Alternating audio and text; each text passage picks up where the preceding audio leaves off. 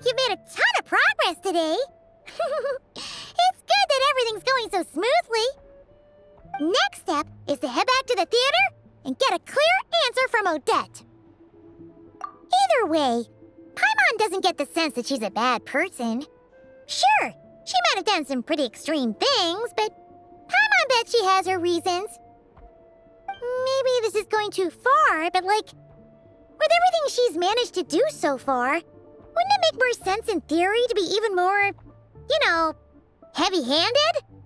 Why leave a letter when she could, well, we know there are plenty of other ways to keep people in line, right? The point is, she could have gone further, but she didn't. So, if it is her, she's got some principles at least. Yeah! Well, all you can do is follow the facts wherever they lead. No change, really. But that thing Paimon told you about yesterday? Paimon feels like she can sense it more clearly now. Hearing you talk about your day makes Paimon itch for an adventure. If only she could be there with you so we could experience it all together. Yeah, I wish you could be there too. I'm not used to adventuring alone. But... Guess it's just one of those things. Never mind. Paimon will behave herself and keep resting.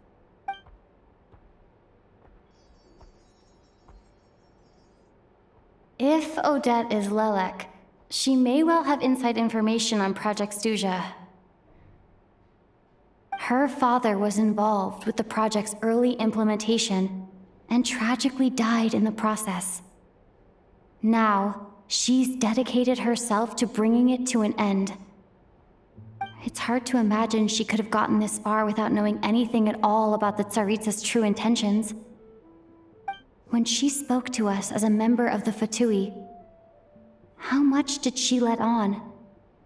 And how much was she hiding? Only time will tell. Maybe tomorrow everything will be answered. Hey look! It's snowing! Could be a tough day ahead. Make sure you wrap up warm tomorrow.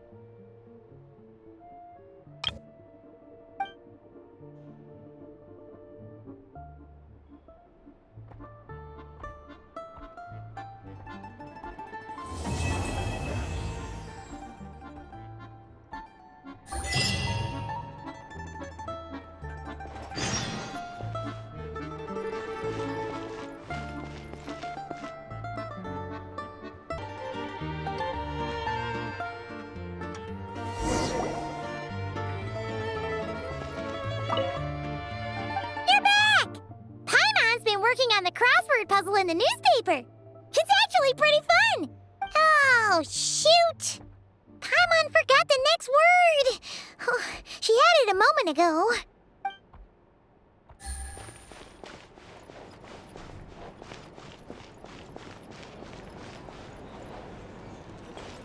All right.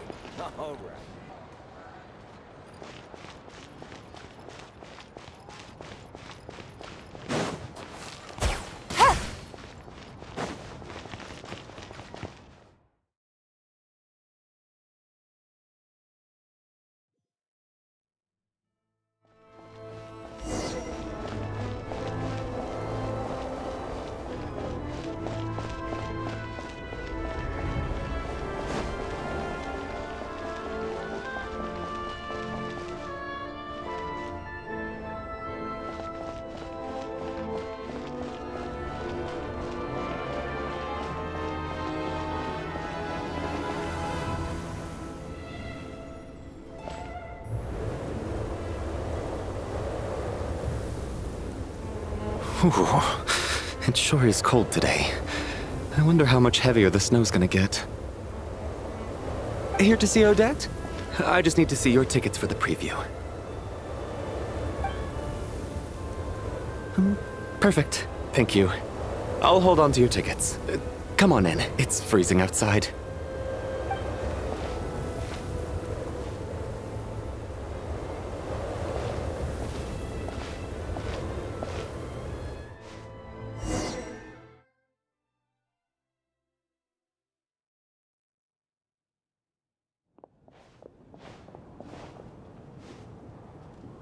I think I'll leave the Lelek question until after the show's over.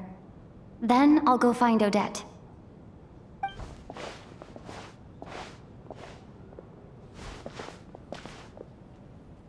Child said he was originally going to come with Tonya, so I'm guessing Tonya's already here somewhere. Is there anyone here who looks like a Tonya? Let's see. It's a small audience. Makes sense for a preview. But wait, I do see some familiar faces. Mr. Chuganov's back again by the looks of it. Oh, and is that Mitya? And that Fatui officer, Valeri. Guess he must be playing cat and mouse with Mitya again. Oh no, it looks like the show's starting, and I still haven't found Tonya. Never mind. I'll just have to take a seat for now and see if I can catch her afterwards.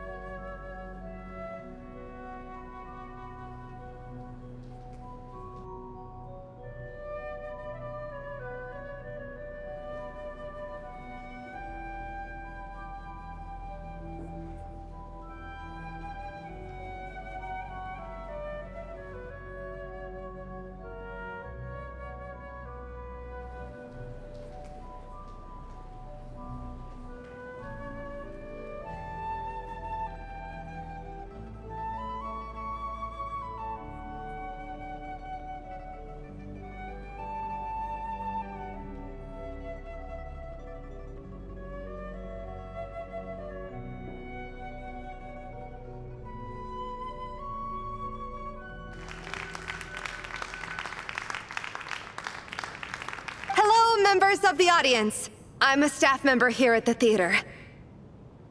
Today's performance was a very special one for us, as it marks the first attempt in a long time to revive the classic Snežna ballet, Spirit Seeker. To commemorate this occasion, we would love to take a group photo of the cast, crew, and audience members present today. Could I kindly ask the audience to please come up onto the stage?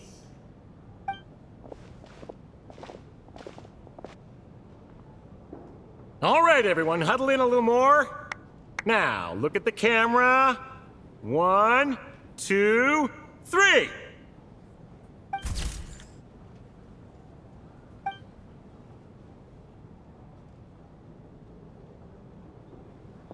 Are you quite satisfied, Mr. Energy Scientist? I rather hope you don't have any other escape plans to add to my workload today.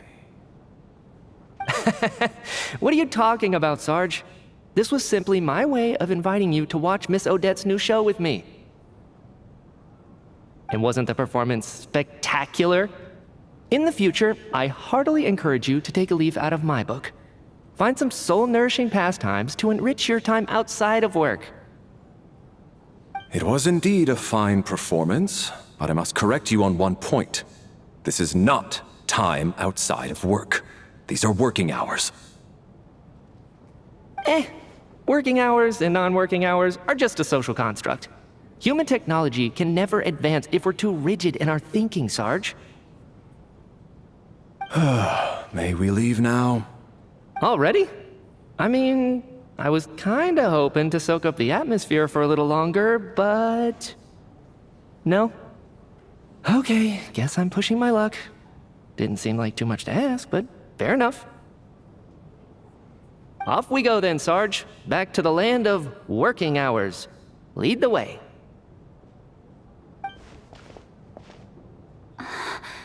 That has to be her. She's the only person in the audience around Tonya's age. Excuse me? Are you Tonya? Huh? Your brother's busy today, so I took his ticket. Don't worry about him. He's fine. Oh, okay. Sorry for the trouble. What's wrong? Are you sick? No, I'm fine. Maybe she caught a cold on the way here because of the weather?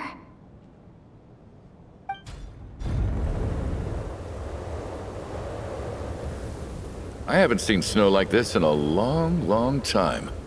It's most unusual. I know. It's completely white out there. You can barely see a thing. I've never seen such heavy snow in my life. Let's wait it out for now. You'd be lucky not to freeze to death in this weather, let alone find your way. Well, look at that.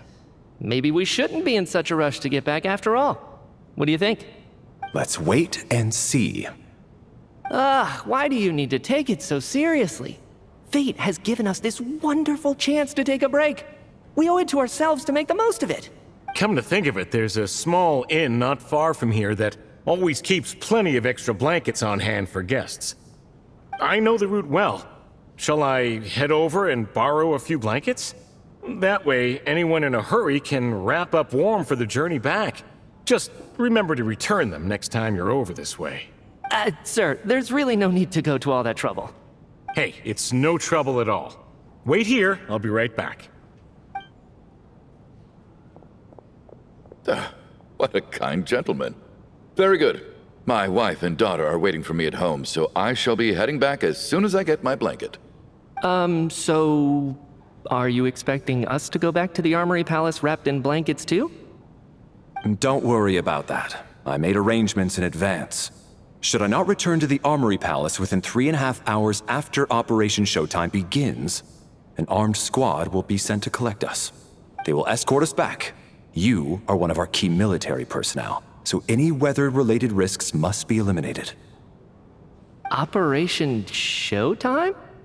So, wait. Every single time you drag me back to work when I sneak out, I gotta say, you've really turned this into quite a moral dilemma for me. It's snowing pretty hard out there. I think you should stay here for now. You seem a little under the weather. Sure.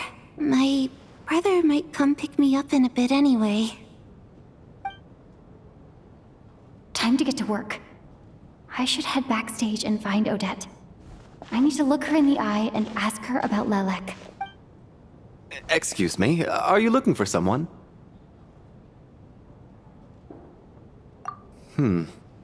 How do you know that Miss Vodianitsa is backstage? Unless... are you here at Mr. Chuganov's behest? Sorry, but that area is currently off limits to everyone except the cast and crew. Bad timing, I guess. Well, I might as well stick around. I doubt Odette will be leaving before the snow lets up in any case.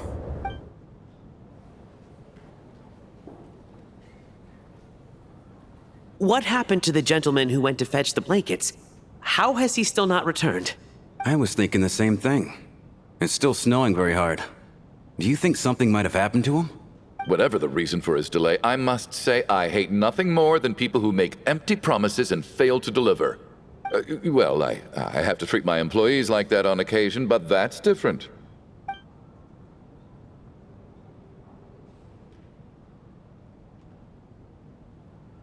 You seem anxious, Mr. Valeri.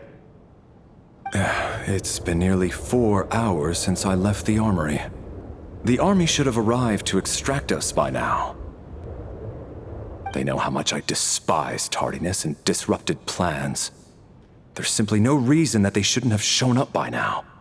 Surely a snowstorm like this one counts as such. Few things in this world can stop the Snežnayan army, Mr. Mitya. And a snowstorm is certainly not one of them. Why don't you go out and take a look? They might be right outside, waiting for your orders before they dare come in.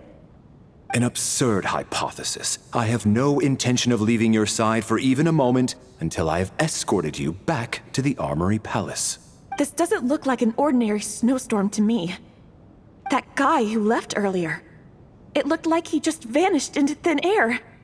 Either that, or my eyes were playing tricks on me. A man-eating snowstorm? Come on. Night hasn't even fallen yet. Spare us the ghost stories.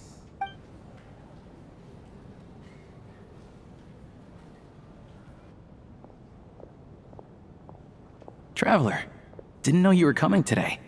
How come you didn't say anything? What is it? Something the matter? Tell me. I can help. Whoa. That's quite a snowstorm out there. I've been working backstage this whole time, so I didn't even notice. No wonder the audience hasn't left yet. Huh. Is weather like this rare even in Snežnaja? Yeah, snow like this. I'm sure I've seen it out in the wild before, but never in the city. Actually, I take that back. I don't think I've seen snow this bad even in the wild. This is something else. It's not normal.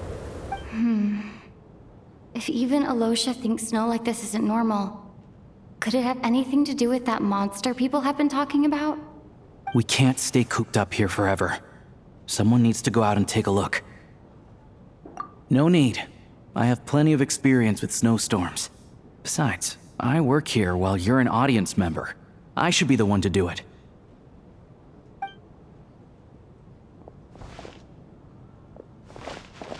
Everyone by the door. Careful not to let the snow soak into your shoes. In a snowstorm, you gotta look after your toes above all else. Heading out, my man? Be careful. I've been told the snowstorm eats people alive. Thanks for the advice. I am planning to be careful. I just want to take a quick look at the situation out there.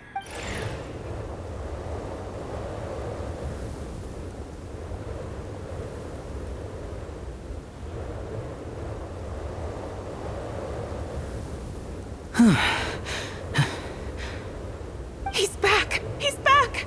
How was it? What? Did you see any soldiers patrolling the area? Something about this storm isn't right. There's no one out there. I didn't see a single soul. And something in the air gives me the creeps. This isn't your average snowstorm. I suspect it might be related to recent events in our nation. I strongly advise everyone to stay here until the snow dies down. Are you serious? So all of us are trapped here now? That sounds a little far-fetched to me. You want to go outside and see? I, for one, am not risking my neck in that wet. This just turned from a minor delay into a major hassle. We can only hope that our friend who went to fetch the blankets just ditched us and went home. Is it really that bad? But my daughter, I won't be able to read her a bedtime story tonight. Huh? What are you all still doing here? Whoa! It's snowing hard! So now we're stuck here? Oh, this is terrible! Luckily, it was just a dress rehearsal today, so there aren't too many people here. On the bright side, the theater's always well stocked with supplies. If the snow still doesn't let up as we get into the evening, you can spend the night here, everyone. At least, I assume that's alright? Odette? Fine by me. This seems like a sensible backup plan under the circumstances. My thanks to the theater for being so accommodating. What are you staring outside and praying for, my man? You anxious to get home too? Oh, your majesty the Tsaritsa, I beg you, please do not let tonight's snowstorm stop. This is a golden opportunity to spend the night under the same roof as the two top stars in all of Snežnaja. It's a once-in-a-lifetime experience. I think I've changed my mind. Sir, if you so much as look at us funny, you'll be seeing stars in a whole other way. Behave yourself, or you'll be begging for that blizzard. It's getting colder. We need to keep the indoor temperature up. Close the door and lock it tight. Let's head.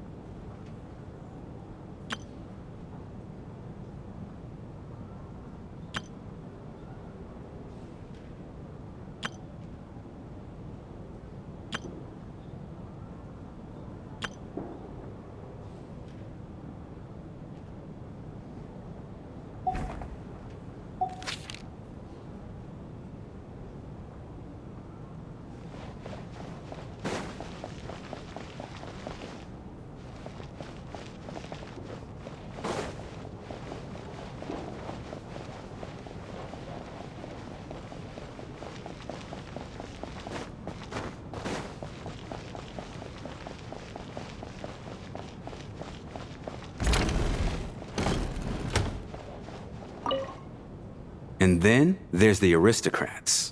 Easiest of all to deal with. You don't need to use any force whatsoever. All you have to do is show them the rope you plan to tie them up with. Do you know? I don't. Do tell. Because nothing horrifies them more than the thought of a cheap, coarse rope leaving creases on their precious million Mora coat. They'll do whatever you ask to avoid that fate. Unexpected, but funny nonetheless. Tell me another one. Well, look at that. I got myself a new listener. Hey there. Let me introduce myself. The name's Shram, and I'm a mercenary. The kind that gets paid to do odd jobs for rich folks. And I am Chuganov, an entrepreneur. If my name is unfamiliar to you, you will no doubt have heard of my factory, the renowned Iskra manufacturing plant. Are you really that famous, Mr. Chuganov? How come I've never heard your name before? Excuse me? Is that a joke? Or are you being serious? Oh, I'll have to ask my rope later. He's probably tied up more entrepreneurs than I've ever heard of.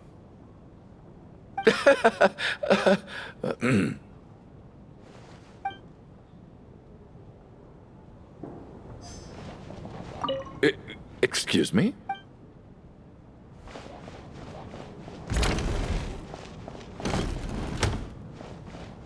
My husband has major trust issues.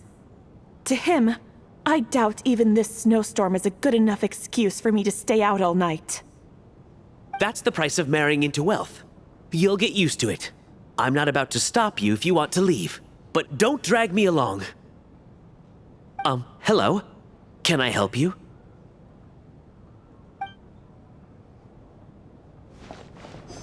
How are you feeling, Tonya? I'm fine. Sorry to worry you. I'm used to it by this point. I take medicine for it. My brother usually helps to get it ready for me. Child must take great care of his sister. He's never mentioned Tonya's illness, though. You know, I actually find this whole thing kind of exciting. Stuck in a strange place thanks to a snowstorm, having to spend the night with a bunch of interesting characters. It's pretty cool, don't you think? Exactly. It's like one of those stories where an ordinary school trip turns into a magical adventure. I've always wanted something like that to happen in real life.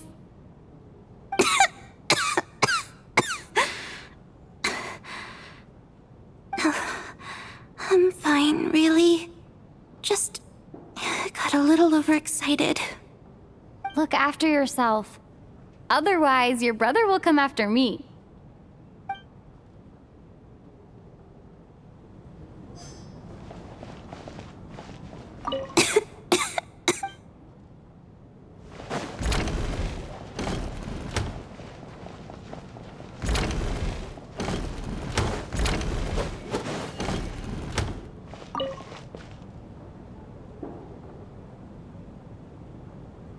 I don't think it's ever been this lively backstage before. I didn't know you were coming today. Hey, have you seen Chuganov? I heard he was coming today. Have you spoken to him at all? I'm with you. This could be just the chance we need. Yeah, I gotta figure out a way to coax some more intel out of him. I want to know why he suddenly changed his stance on Project Stuja. What exactly happened before the most recent Vetcha vote? For the Rokad, or just out of personal interest? Shh! There are other people around. Don't say the R word. Shh! This is highly irregular. A delay of over an hour during an operation like this theoretically warrants a Harbinger-level response. I wonder what the issue is. The storm, or something else.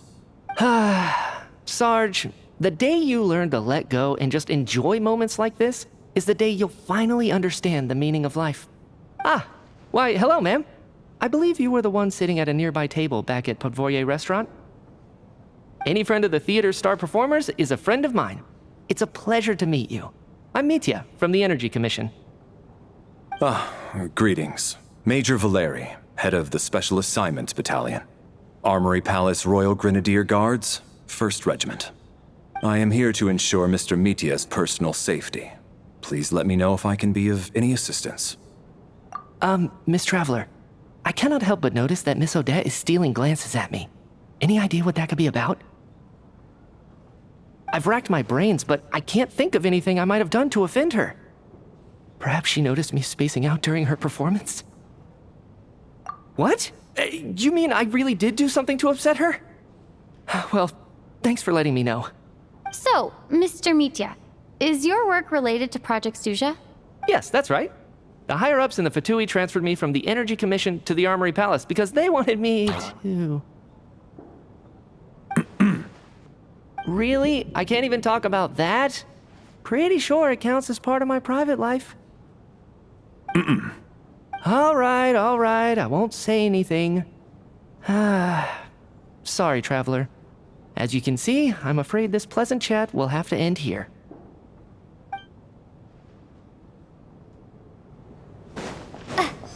I have to say, even though today was a rehearsal and there were some hiccups along the way, Miss Odette's performance was one of the best I've ever seen, even compared to an actual show. I couldn't agree more, especially considering the weight of the subject matter. It takes a truly seasoned professional to do justice to a theme like love and regret. Do you think we were coming on too strong? Odette's ignoring us again.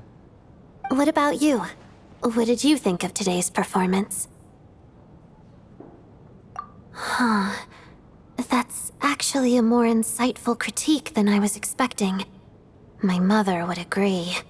She's always thought that was my biggest flaw. Maybe I need to work on making my facial expressions appear more natural. I'll make sure to save a ticket for you when the show's performance ready. This doesn't seem like the time or place to bring up the subject of Lelek. I need a chance to speak with her in private. So unfair. Talk about double standards. And now it looks like I've been spotted. You know Mitya too? No, I don't. I just have a feeling that he might be dangerous.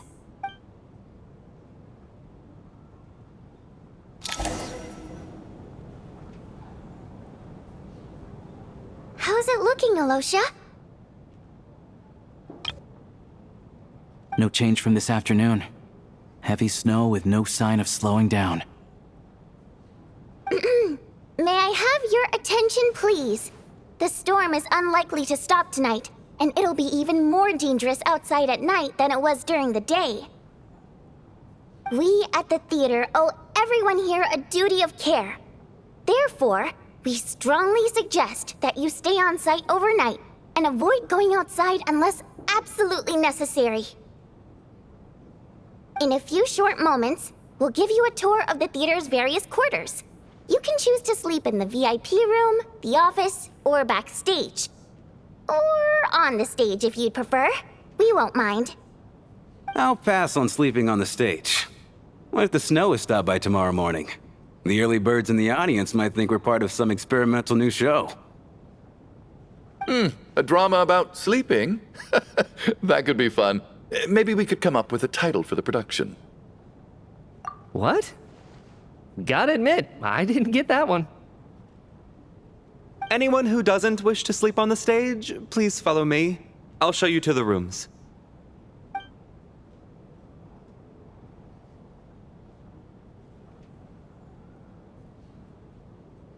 I guess I'll call it a night. Though, I feel like I won't sleep very well without Pаймon here. I'm sure she'll be worried that I haven't made it back yet. But as long as she looks out the window, she'll probably realize what's holding me up. I wonder if she's feeling any better yet? At least she hasn't been getting any worse. Still, I should try and get back first thing tomorrow morning.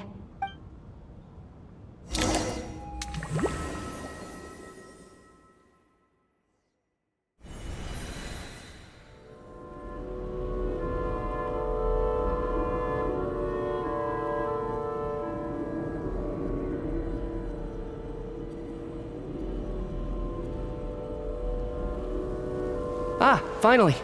Welcome back to the world of the living, lazy bones. I was about to wake you. The black mist is almost on us. Still waking up, huh? You know, the black mist. It's been chasing us from below ever since we were born. You're just dozy. There's no way you've forgotten. Come on, let's keep heading up. Onwards and upwards is the only way to survive. Don't listen to a word those black mist cultists say. Here we go again. The endless march toward survival. What's going on? That black mist down there is creeping me out. And it's rising. Guess I should head upwards and get away from it. The black mist cultists believe that being swallowed by the black mist leads to everlasting peace. But if you ask me, they're just lying to themselves. We're the only heretics left, the only ones who refuse to give in. We have to keep going. But how do you actually know that they're wrong? Dangerous question there, Torgov. The moment your faith wavers, you start a chain reaction that ends in the collapse of your will. Put the question out of your mind. Stay strong and believe that the black mist means certain death. Okay, but it's not my mind that's the problem. My body's about to give up on me. It's already starting to falter.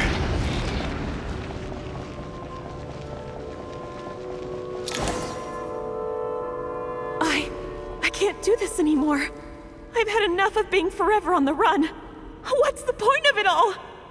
All this will pass eventually, I promise. Keep fighting. It will be worth it. You accuse the Black Mist cultists of being liars. But you're lying too. There is no end to this path.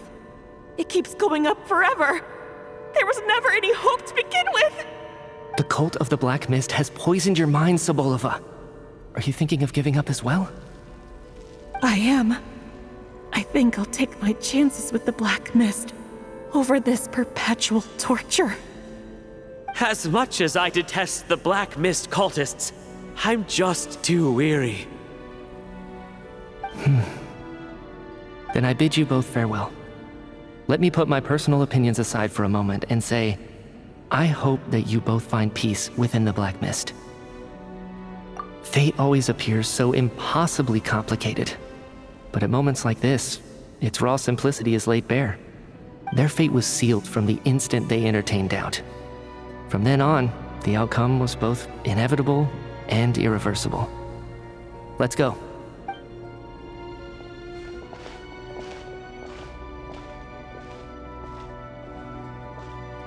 Torgov and Sobolova are gone. I never thought the day would come when even they would be swallowed by the Black Mist. It's just you and me now. Yes, it looks like it's satisfied. For now. This happens from time to time, but it won't be long before the Black Mist starts chasing survivors once again. No one knows how to stop its advance for good. Well, we should make the most of the precious moments of rest that those two bought for us. Huh? Are you really that sleepy, traveler?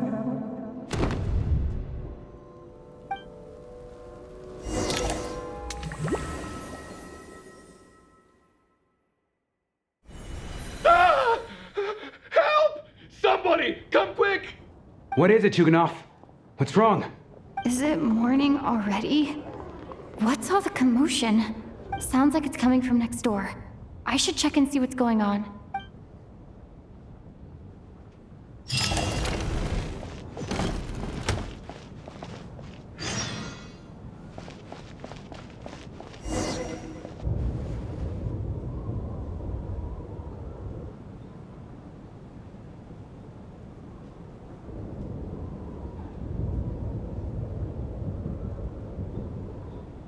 Don't look, Miss Tonya. Stay here. Okay. What happened to them?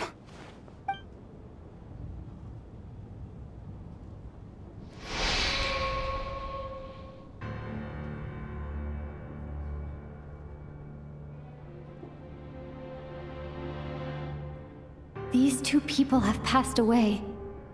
And the strange thing is that somehow I knew this was going to happen. Have I seen this moment before? Or did I have some kind of premonition? I can't remember what it was. Let me take a look.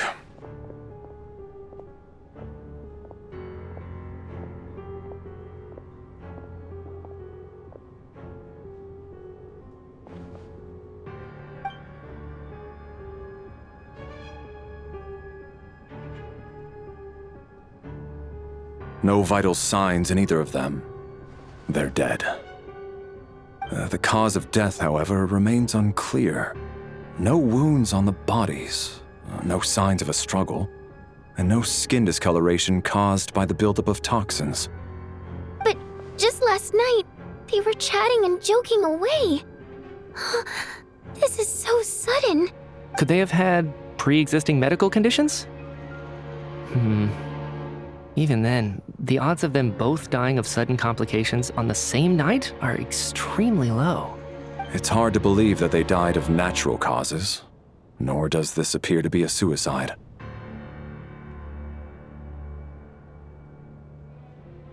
Who was the first to discover the bodies? It was me. But these deaths have nothing to do with me, officer. I got up early because I wanted to see if the snow had stopped. Then I noticed that the door to this room was open, and it looked like there was a man and woman inside. I just went over to see what was going on. I had no idea they were... I can corroborate this. I was doing my morning exercises near the stage. When I saw Mr. Chuganov heading this way, I followed him. I can also confirm that I didn't see a single person approach that room before him. The snowstorm was raging all night, and it's still going now. There's no way someone could have come in from outside, correct? You mean an intruder? No, not possible. I slept by the door last night as a precaution. There's no way I wouldn't have noticed if anyone had tried to open it. Everyone, split into pairs and search the theater for anyone in hiding or any signs of suspicious activity. I'll follow up with a full search of my own shortly. Go, there is no time to waste.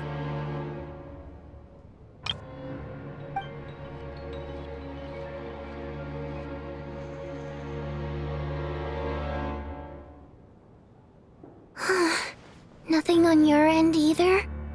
Backstage is clear. No signs of suspicious activity. We checked the basement. Also clear. I don't think there's anywhere here that a living person could hide. Are we certain that the theater doesn't have a back door? Or any tunnel or passageway wide enough for a person to fit through? No, there's nothing like that. If people were sneaking in through some secret tunnel to avoid buying a ticket, we'd have sealed it off ages ago. I also checked the windows. All of them are locked from the inside, and there's no sign of anyone entering or leaving. It sounds like we can safely rule out the intruder theory. If anyone came in during the night in this weather, there'd be no way for them to avoid leaving footprints or water stains. This can only mean one thing. It's like one of those murder mysteries you see in novels and plays, isn't it? The ones where the killer is one of us. We can't quite jump to that conclusion just yet. Could he be right? It's hard to imagine something like that happening in real life. Set in a theater during a snowstorm, a murder takes place and the killer is among us. It's such a classic trope that it seems unbelievable. Looking at who the killer targeted and the clean entry and exit, it all adds up. I know what this is. It's obvious now that I think about it. What is? What have you figured out? Both victims were wealthy, well-known local merchants. And the door was deliberately left open so I would discover the bodies and witness the crime scene first thing in the morning. Such ruthless methods. This was your doing, wasn't it, Lelek? Lelek? You mean Lelek is among us? And he's the killer? Lelek. I know this code name. Member of the Rokot, anti-Project Stuja. Always works alone. I've read the case files at the Armory Palace. Walk me through your reasoning, Mr. Chuganov. What do you know about Lelek?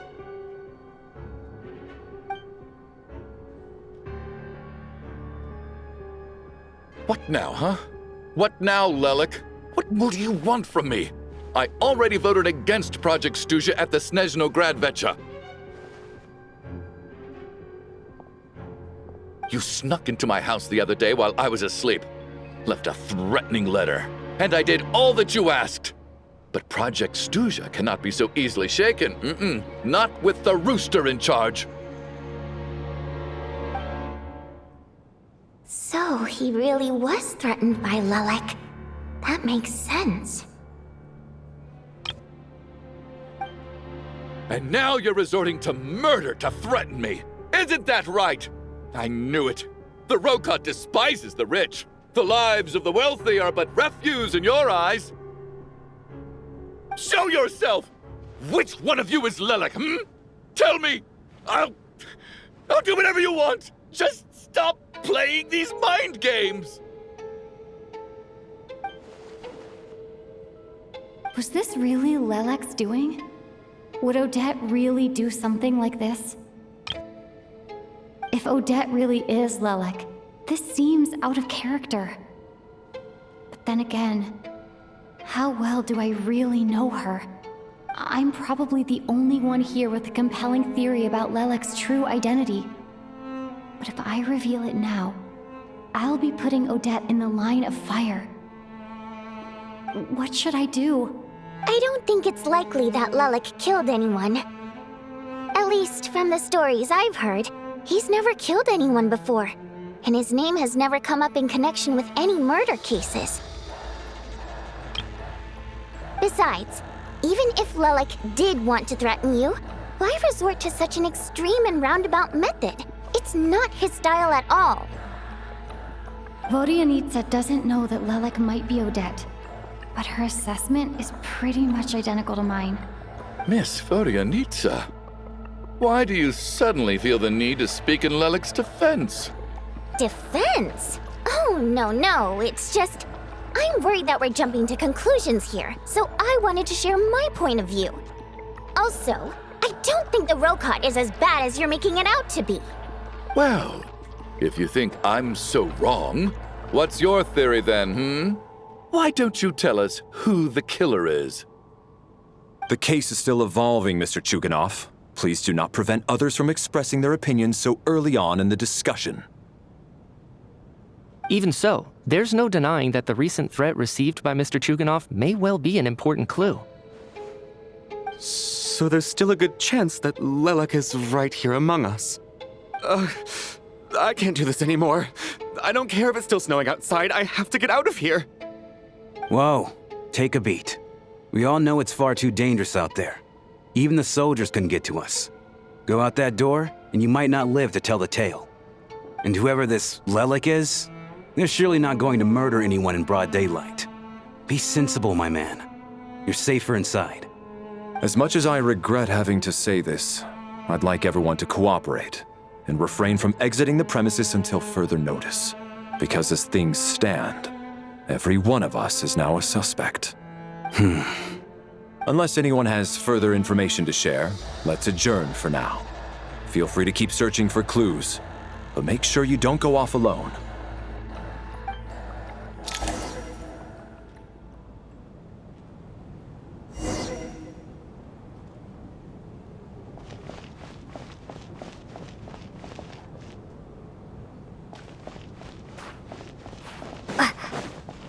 We don't move in the same circles, so I'm not clued up on Project Stuja and all this political intrigue. Nor does it interest me. Nevertheless, sir, I think your top priority as soon as you get out of here should be to hire a good private bodyguard. Such as yourself? Such as myself.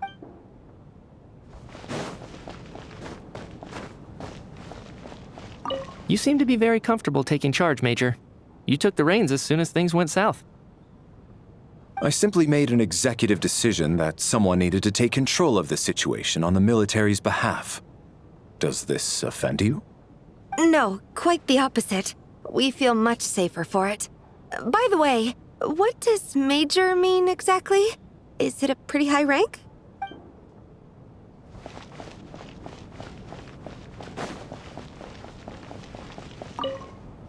I still find it hard to believe there's a murderer among us. Just last night, I imagined we were like classmates out on a hiking trip. There's no guarantee that you can trust your classmates, especially not when you're locked up together. Why did they do this? Was it for money?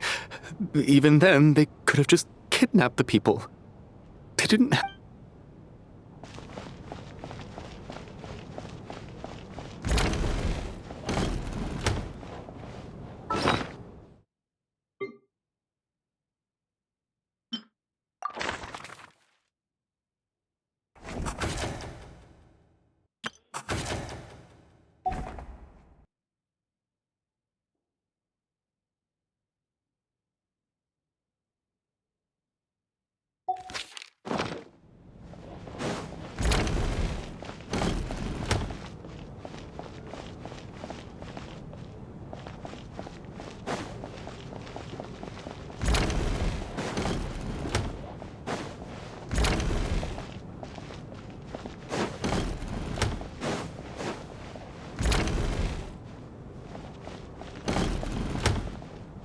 You're right, that was my bad.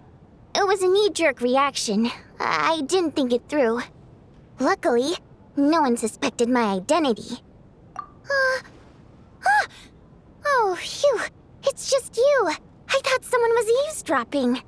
Since Vodyanitsa and I were on the same page earlier, I think I should share my thoughts with the Rokot members first.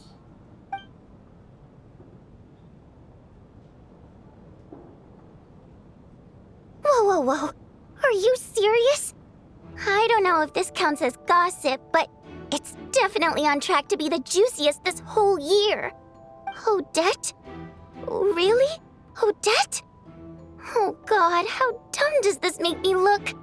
Lelek has been right under my nose this whole time, and I didn't notice a thing. Actually, it's exactly what you'd expect. Sometimes, hiding in plain sight is the best strategy. And now that you mention it, the more I think about it, the more sense it seems to make. It all adds up. What are we up to now? 1, 2, 3, 4...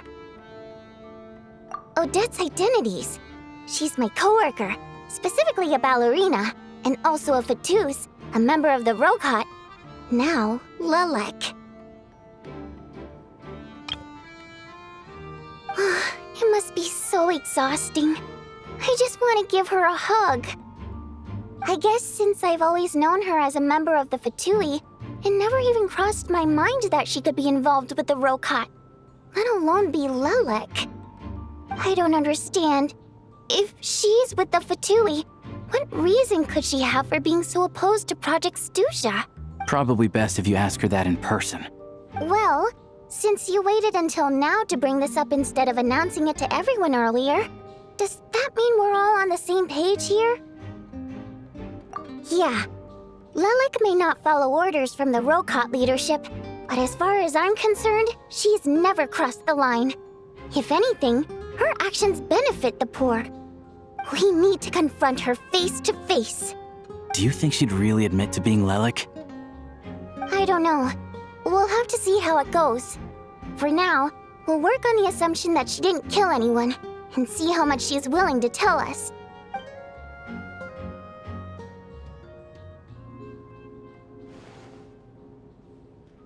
Now's our chance. Odette's alone. Let's go. Hey, Odette. What is it, you guys? Shh. Keep your voice down. We need to talk. So, you're Lelek, aren't All right, fine. You don't have to say anything or explain yourself. Just hear me out first. None of us believes you'd kill innocent people. Whoever murdered those 2 people last night, it wasn't you. The Traveler was the first to figure out your identity, but she kept quiet during the discussion just now. Still, it's clear where the group consensus is heading. Everyone believes Lelek is the culprit. If your identity is exposed, you'll be in a really bad spot. We're your colleagues, and we know what kind of person you are. I don't want anything bad to happen to you. So, can you clue us in? Tell us everything. The more we know, the more easily we'll be able to cover for you. All right. Yes, I'm Lelek. And no, I'm not the murderer. And thanks, but I don't need you to cover for me. Actually, I'm planning to reveal my identity. Huh? You're gonna reveal that you're Lelek? Here? That's right. I'll admit I was surprised at first when Chuganov guessed that I was here. It was just a lucky guess, but it caught me off guard. But after taking some time to assess the situation and confirm where everyone stands, I don't believe I have anything to worry about. Are you sure you don't need a second opinion? Given the circumstances. Mr. Valeri! What?!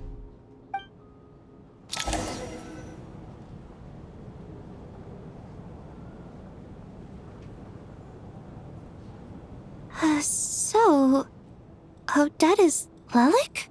I don't know what game you're playing, but you've got a lot of nerve. It's just one identity. So what if it's exposed? I can disappear and adopt a new identity anytime I please. I made my peace with this when I chose to become Lelek. But more importantly, I promise I am not the murderer, which means that someone else is. So, if anyone still insists that I did this, you'd best produce the evidence now. Otherwise, I suggest that you bite your tongue. Because if you really believe I killed 2 people without making a sound or leaving a trace, pointing fingers at me would surely only make you my next target. Is this really the truth, Miss Odette? That's confidence, all right. I believe you. A real no-nonsense attitude. I can see why Marionette said that she's on track to inherit the title of the Fair Lady. Are you seriously buying this? Hey, officer! She just admitted to being Lelek. Aren't you going to do something about this? I do have one question, Miss Odette. Why have you chosen this moment to come forward and reveal your identity? If I didn't say anything, everyone would be focusing all their efforts on finding Lelek. And that is exactly what the real culprit wants. I don't want to be the scapegoat who lets the murderer get away with this crime. Despite all the accusations, she made the smart choice. A remarkable display of rational thinking under pressure. Clearly, Odette's talent extends far beyond the art of dance. She thought so far ahead.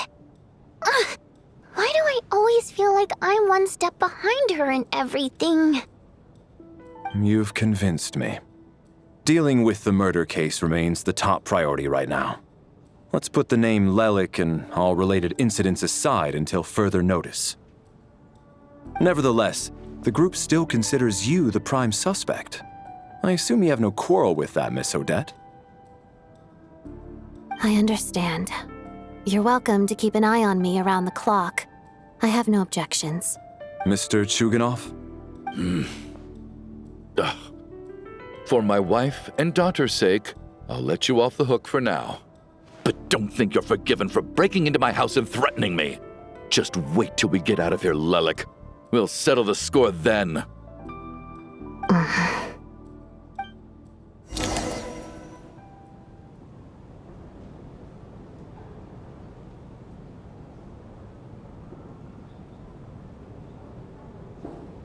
Good work, Lelek guard team. And Lelek too. Here, have some hot water. Turns out Valeri knew about my exploits, so now I've been told I have to guard Lelek with him. Shouldn't you be facing my way if you're guarding me? At the moment, it looks more like you're my bodyguards. If the true culprit is indeed still at large, as you have claimed, we must keep our guard up against them also. Don't worry, Tonya. We'll get through this. Once the snow stops, the officials will step in. The investigation will get easier, and then we'll be safe. But once the snow stops, won't everyone just leave? You're gonna miss us, huh? Well, some of us work at the theaters, so we'll still be here. I'll even give you a special backstage pass. Really, Miss Vodyanitsa? That's awesome! You've made a fan for life. Aw, you're so cute, Tonya.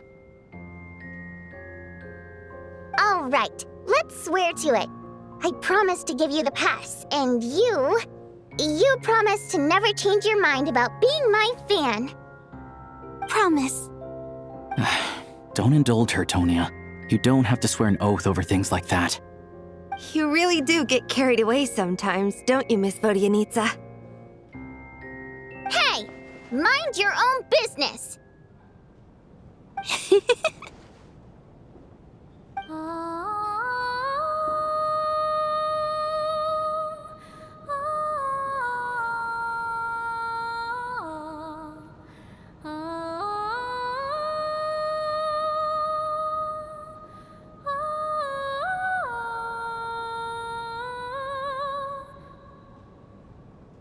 Don't be nervous, Miss Water Imp.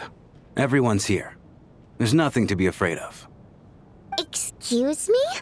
Do I look nervous? Don't be ridiculous. No. You sound nervous, lass. Oh. Wait, but how... Okay, plenty of people know that I'm a water imp, but still... How come you understand our primary mode of expression? Primary mode of expression. I've not come across that concept before. Do enlighten me, Vodyanitsa. Well, it's just... We water imps tend to communicate our emotions to each other by singing, rather than facial expressions. The emotions we convey through song take precedence over our facial expressions. So, we think of it as our primary mode of expression. I'm impressed, Shram. I didn't take you for a man of culture, but you're clearly rather learned. It's not about being cultured or not. The thing is, this mode of expression can usually only be understood by other water imps. It's not a simple case of a song sounding happy or sad. And yet, you're clearly human, Mr. Shram. It's really not the big deal you're making it out to be. I think I just have a knack for it. Plus, I have a... very close friend who's a water imp. A delightful lady. But keep that a secret. Anyway, we spent so much time together that before I knew it, I noticed I could understand her expressions.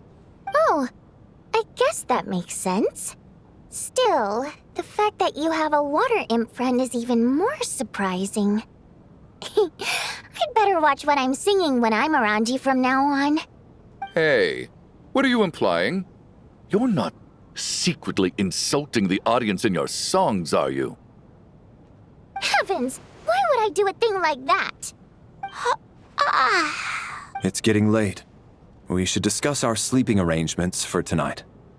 To guard against the killer, someone needs to keep watch. I suggest that we don't sleep in separate quarters tonight. It will be safer if we all stayed together.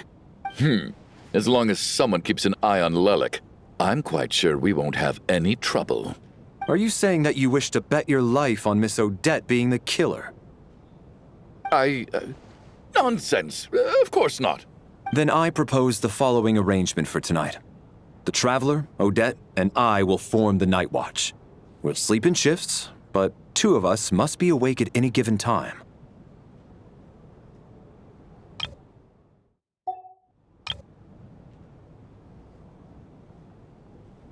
An excellent idea. This allows us to handle the Night Watch while also keeping an eye on Lelek. Meanwhile, the rule of taking shifts in pairs resolves the other issue. Namely that we can't necessarily trust the Traveler or Valeri either. I expect that plan took you quite some time to come up with, didn't it? Actually, our field combat manual outlines a similar approach. Although the scenario there involves guarding prisoners overnight during field operations. That being said, I must clarify that I harbor no disrespect towards you personally, Miss Odette. In fact, Lelek's numerous covert operations make fine textbook examples for military agents. I care less about respect and more about the fact that you just robbed me of 2/3 of my sleep tonight. I'm calling dibs on being the first to rest. Good night.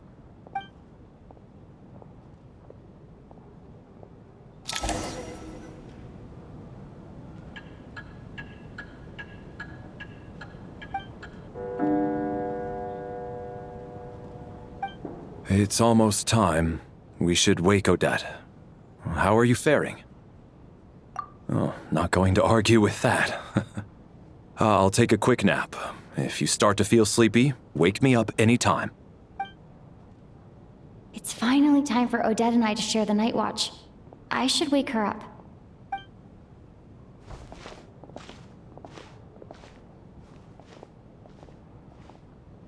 I came here to get information from her in the first place.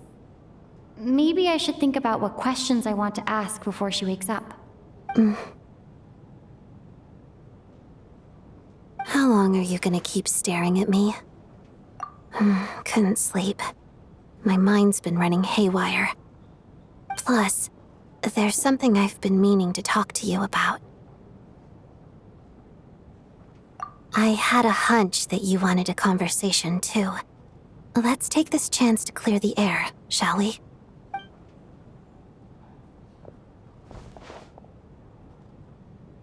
I just had a simple question for you, really. It's, Rosaline.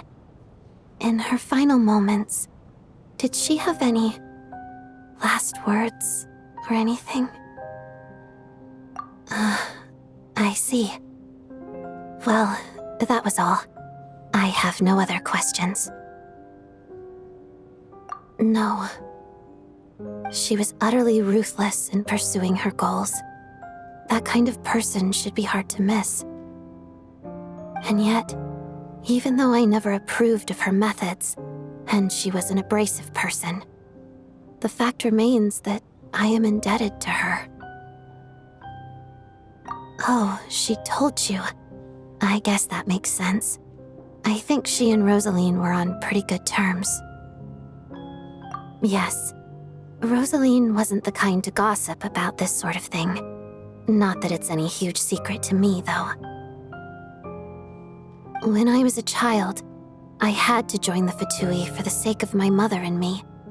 I trained under Rosaline. It was extremely grueling, and it didn't exactly come naturally to me.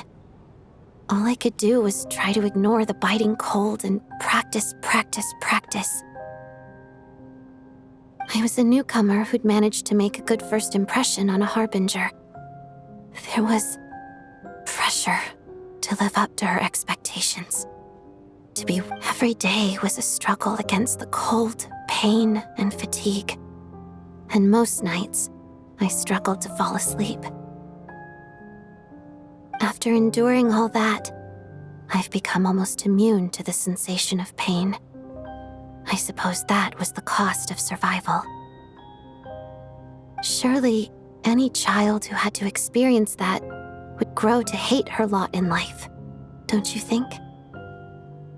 So, I put an equal amount of effort into my ballet. Because in my young mind, that was the only way to defy my fate. It was my way of telling her, the Fatui's demands and your expectations of me are not what I wish for. One day, I will leave. I think she probably blamed my poor performance in training on my passion for ballet. She knew my heart wasn't in it.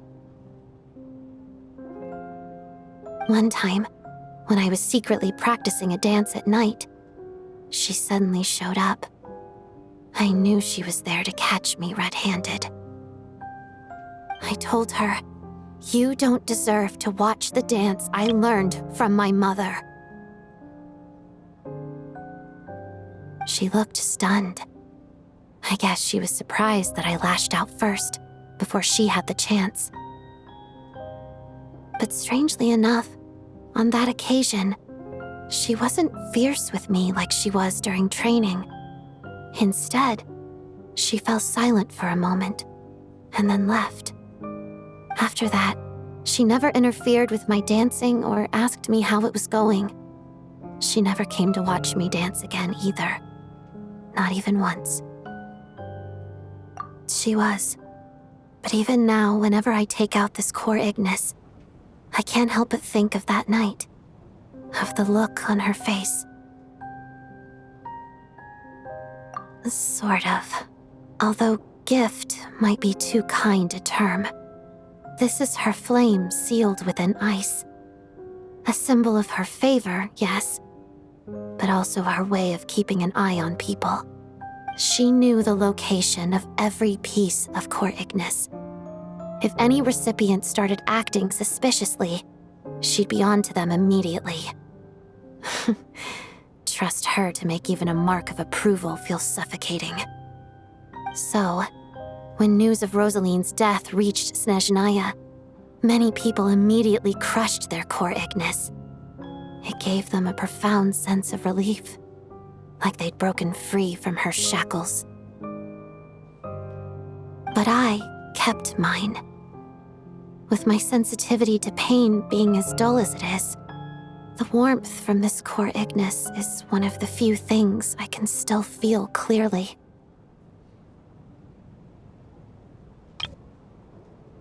I still wonder, did she really come to stop me that night? I wasn't sure, but I was scared, so I said some really awful things. I guess she didn't leave anything behind. Not that I expected her to. It's fine. It's just a bit of a shame that we couldn't settle our differences before the end. She did. Are you sure she was talking about this event? No, she didn't. I didn't even find out that she'd gone to Mondstadt until a while after she'd left. Wait, in that case...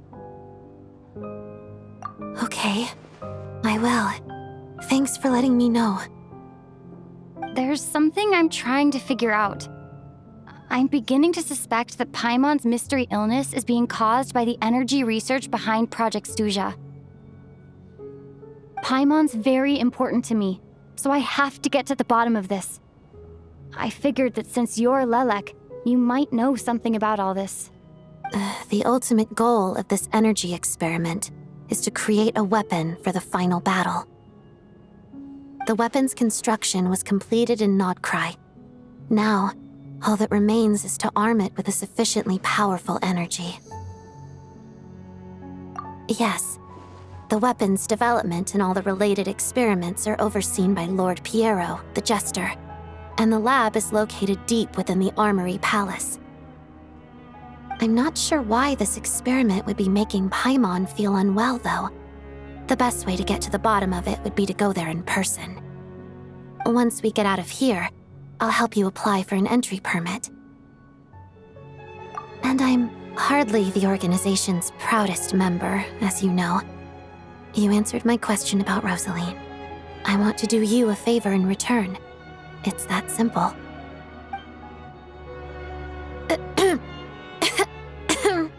Huh? What's wrong? Are you not feeling well? You two seem to be hitting it off. I thought you were sleeping. Of course I was. In the military, one learns to fall asleep quickly, even in the most inhospitable environments. It's vital to staying alert and energized. Why? Is something wrong? Even if he was awake, he can't have overheard us, right? Well, thank you both for keeping watch. Traveler, I'll take over for now. It's your turn to get some sleep. Sure.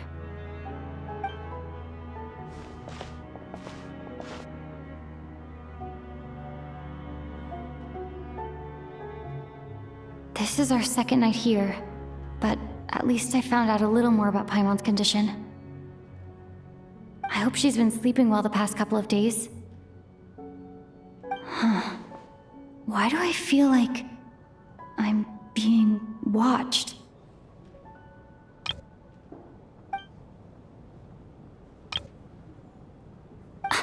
Seriously? Is this payback for when I stared at her earlier? Never mind. I'd better try and get some sleep myself.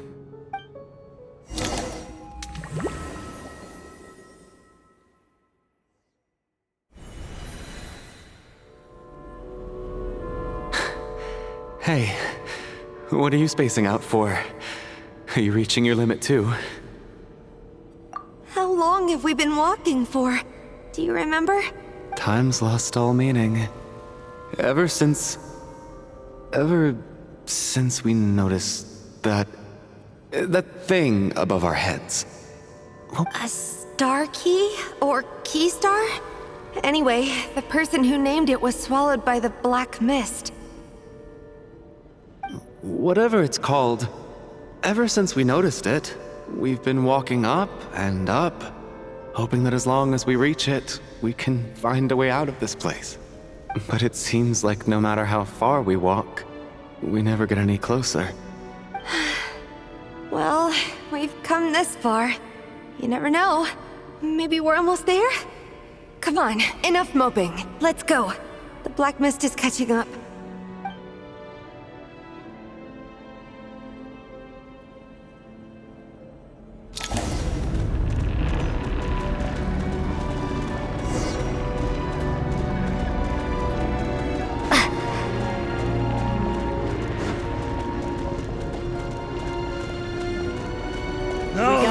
Here come monsters! Watch out! Not again! I've lost count of how many times we run into them. Careful! Hey, tough guy.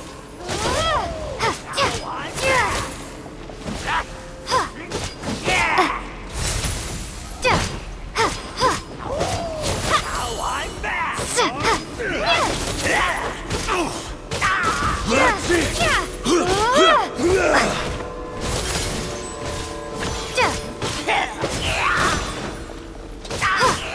Encase! Condense!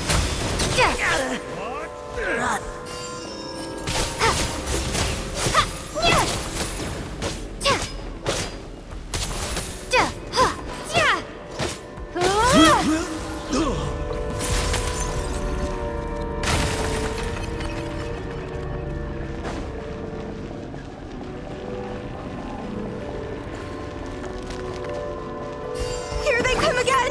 Get ready! You wanna fight? Let's go! Fighting frost! Having second thoughts? What the?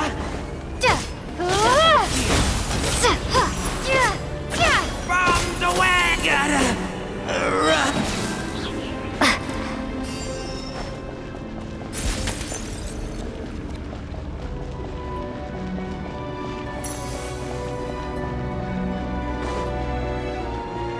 Monsters ahead of us, the black mist behind us.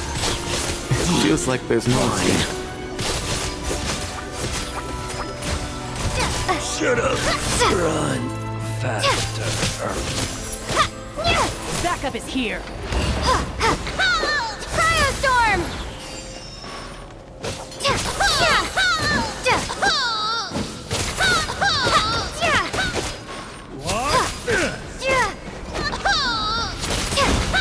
Learned!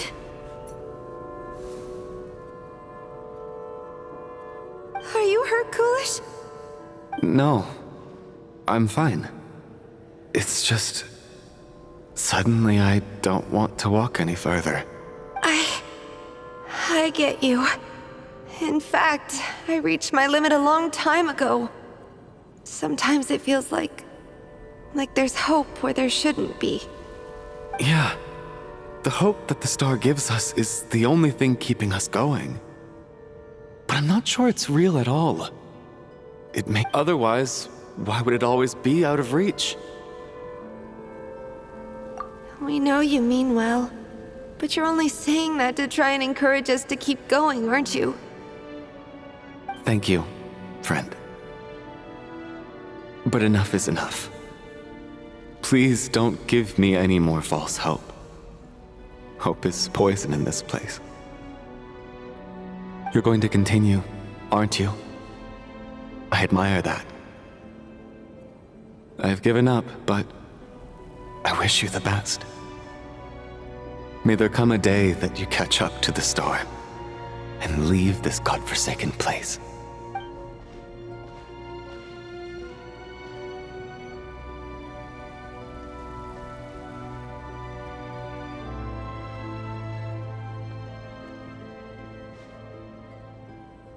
It's not an illusion. We really are getting closer to the star. Congratulations. You're the first person to make it here. I'm the star's envoy. The black mist has stopped rising.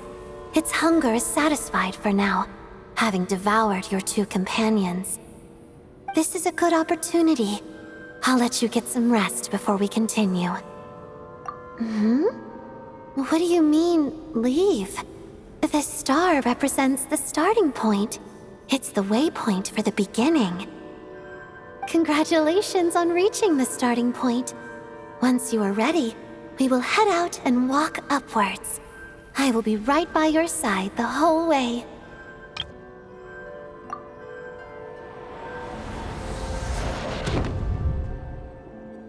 Huh?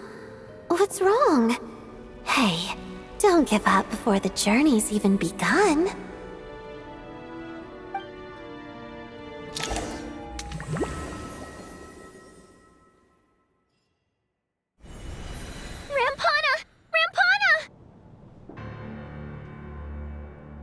Is that Vodyanitsa's voice? What happened?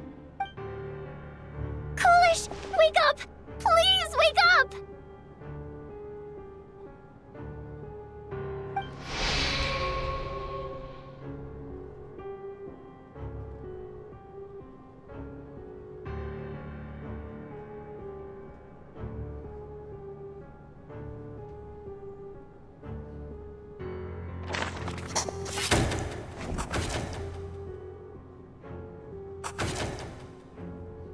The situation is identical to that of the two casualties yesterday. We cannot ascertain the cause of death. At least there are some elements that we can rule out this time. They slept on the stage with everyone else, so I suppose the surrounding environment can't be a relevant variable. Rampana. Coolish. Weren't some of us keeping watch last night? 3 of us, in fact. How could you not notice something was wrong? I'm as confused as you are. Certainly nothing unusual happened on my watch. Likewise, and from what I've observed so far, both Miss Odette and the Traveler can be trusted. To be honest, I didn't get a wink of sleep last night. I couldn't help but think I was the target, so I just laid there with my eyes closed. I heard the Traveler and Lelek chatting, but otherwise I don't recall hearing any commotion during the night. Me too. I didn't want to wake everyone up, so I was concentrating hard, trying not to cough. I hardly slept at all. If anything had happened, I'm sure I would have noticed. Then, what could possibly be causing this? Once was bad enough. I can't believe it happened again. I worked closely with Rampana and Coolish for so long. I never imagined that one day they'd... And on the stage of all places... Vodyanitsa. 4 victims in just 2 days, and we still don't have a single lead. I need to get to the bottom of this as soon as possible. And above all, keep Tonya safe. I'd never be able to look Child in the eye again otherwise. Still snowing? Yes, I just checked. Still no sign of anyone outside either. So we only have ourselves to rely on. If you ask me, this killer can clearly strike whenever they please. The Night Watch was a useless endeavor from the start. Lelek must be an expert in poisoning. Clearly she used some poison that can't be detected on the corpse. Here we go again. Listen, I was already thinking to myself last night, was Lelek's reason for revealing her identity the real story? Well, now I have my answer. It most certainly was not. She's been playing us for fools. You get off on this, don't you? Revealing your identity, only to carry on with your killing spree? That's a hideous thought. One that only a hideous mind like yours could dream up. How dare you! That's enough. Yesterday, you named Lelek as a suspect because the victims were both wealthy merchants. Lelek might have had a motive then. But today's victims were just ordinary people. Not to mention that they were colleagues of Odette and mine. What reason would she have to murder them? Let me guess. Just to scare you? Who knows? Maybe you don't know her as well as you think. I implore you all to ask yourselves, how many people are there really in this world that have what it takes to kill another person? Not many, I'd wager. Lelek is well known to be a ruthless operator, and now she has revealed her identity. How could it be any more obvious? Everything you've said so far is still just conjecture, which doesn't constitute a concrete lead. You need to back up your claims with some evidence. How can you defend her, officer? What did she say to you while you were on night watch? Maybe I shouldn't be so surprised. You military types are always colluding with criminals to target the rich. All so you can get your grubby paws on our hard-earned fortunes, then tell us to fall in line. The Fatui, the Druzhna, and the Rokot. Thugs, the lot of you. Don't you dare!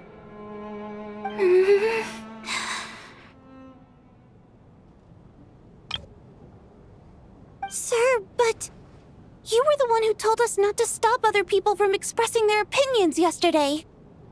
4 people have already died. Only yesterday I was chatting with Mr. Coolish. Then we woke up in the morning and he's...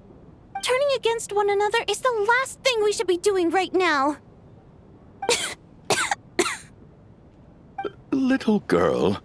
Even if Mr. Chuganov is a puffed-up, pig-headed windbag who doesn't have a clue what he's talking about, he's still one of the victims here, isn't he?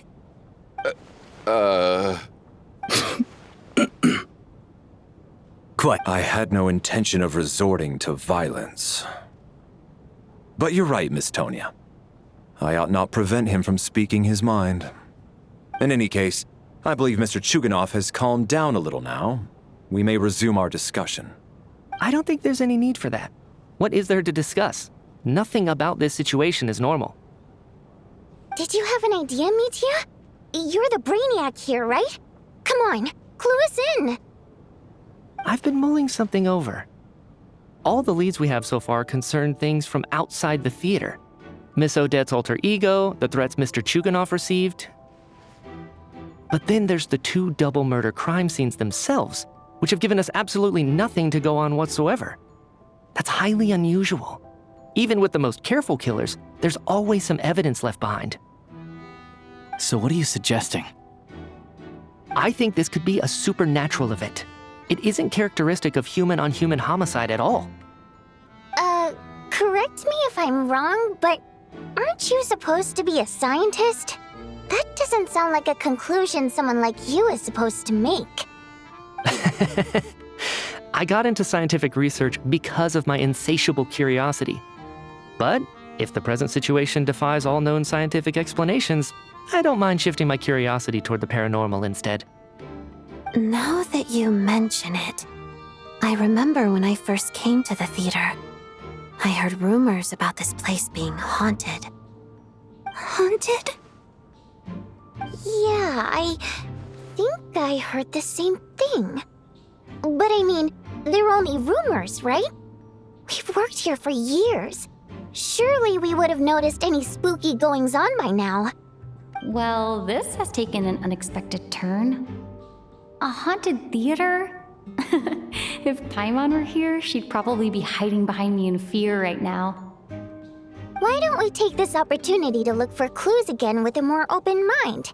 Maybe a different perspective will help us see something different. Very well. Whether it's criminals or ghosts we're looking for, the same rules apply. Everyone needs to tread carefully. I'll move the bodies into the same room for now.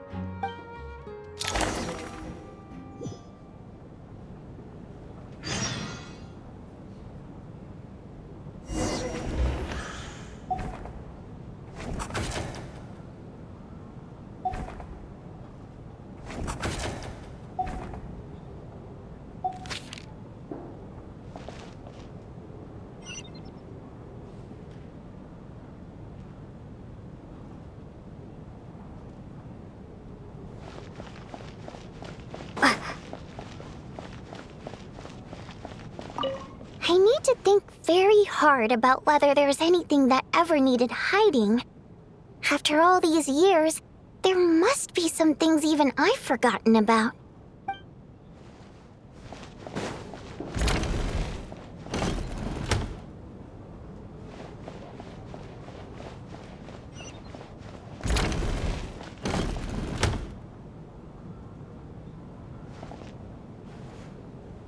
Valeri, come take a look at this. You too, Traveler. Some sort of notebook. What is it for? It's the on-duty logbook for the theater. Kulish was the main person to use it. He mostly used it to record any unusual incidents during a show, audience numbers, exit times, and so on. Yes, he'd always have this logbook with him when he checked tickets at the entrance. This should confirm a lot of key details about the recent show.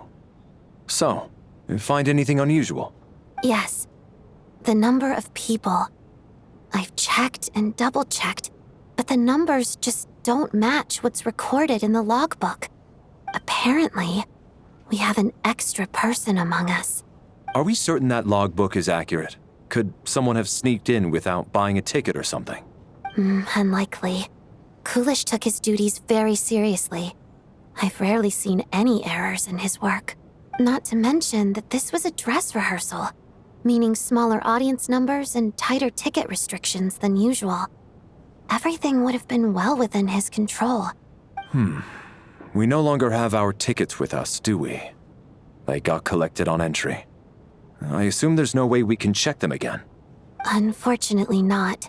The theater recycles tickets. Once people are in the door, they don't tend to leave until the show ends, so we collect the tickets at the point of entry. Still, I'm inclined to believe that this discrepancy in the head count is significant somehow. Did an extra person just materialize out of thin air?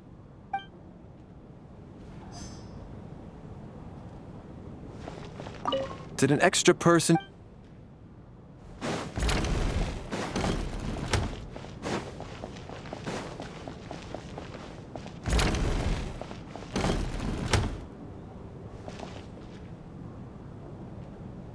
Ah, Traveler. Since you're here. Alosha found it. We're both curious to hear your perspective. It appears to be an investigation report. And the focus of the investigation was the rumors of haunting we heard about earlier.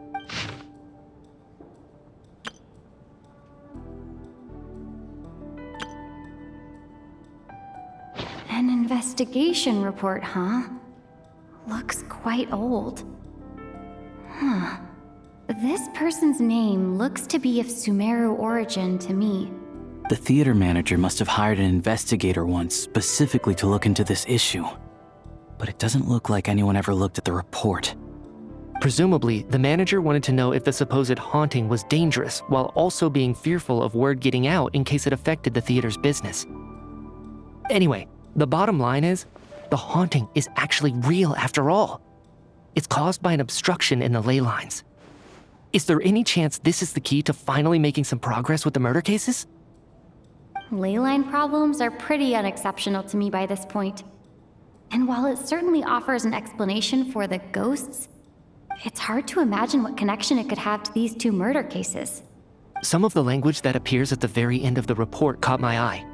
Angel civilization, leyline renovation? My area of research doesn't touch on any of that, so it's completely outside of my wheelhouse. Huh? A piece of paper just fell out from the report. It landed right by your feet.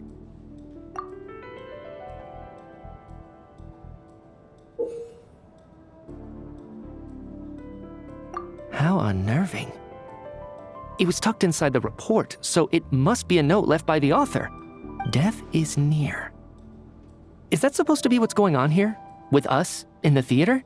But if so, how did the author foresee it? Could he predict the future somehow? Maybe things are more complicated than we thought. No, wait a second.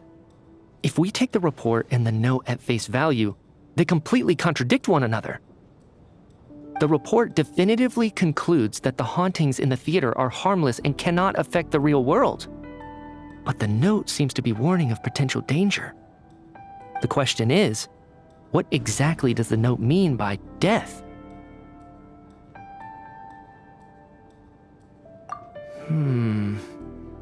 The various ways we could interpret this keyword lead in completely different directions. Let's pause our analysis here for now. I think we need more information.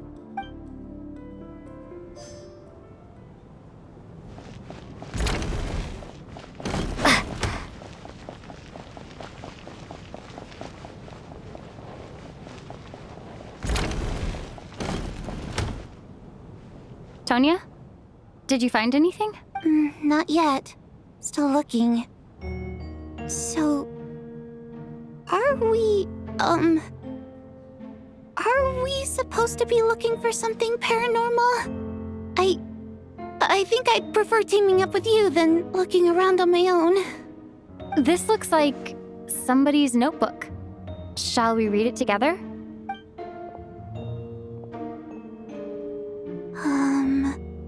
Well, it doesn't look scary or anything, so I guess it should be fine. All right, let's read it together.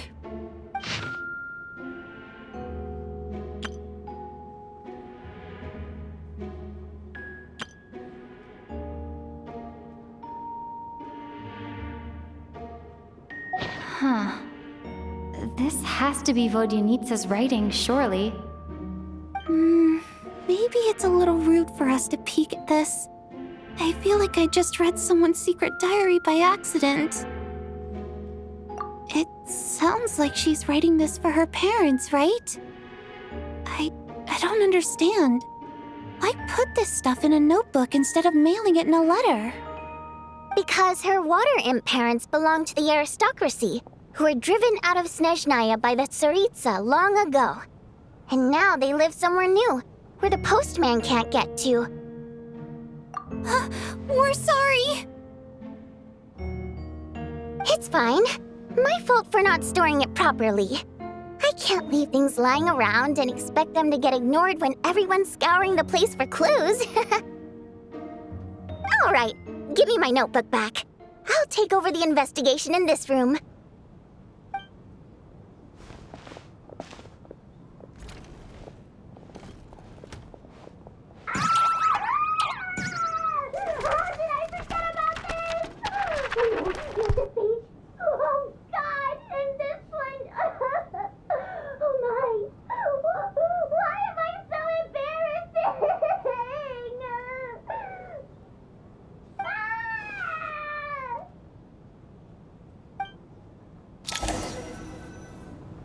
If we take all this together, it's not impossible, is it?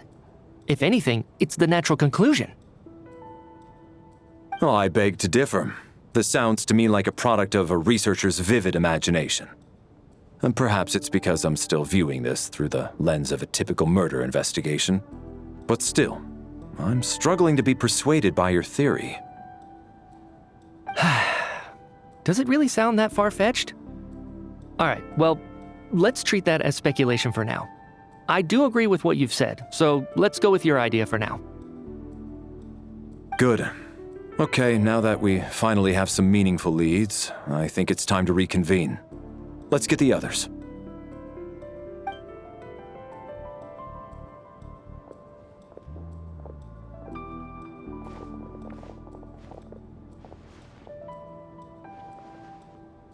So, that's about everything we've discovered so far.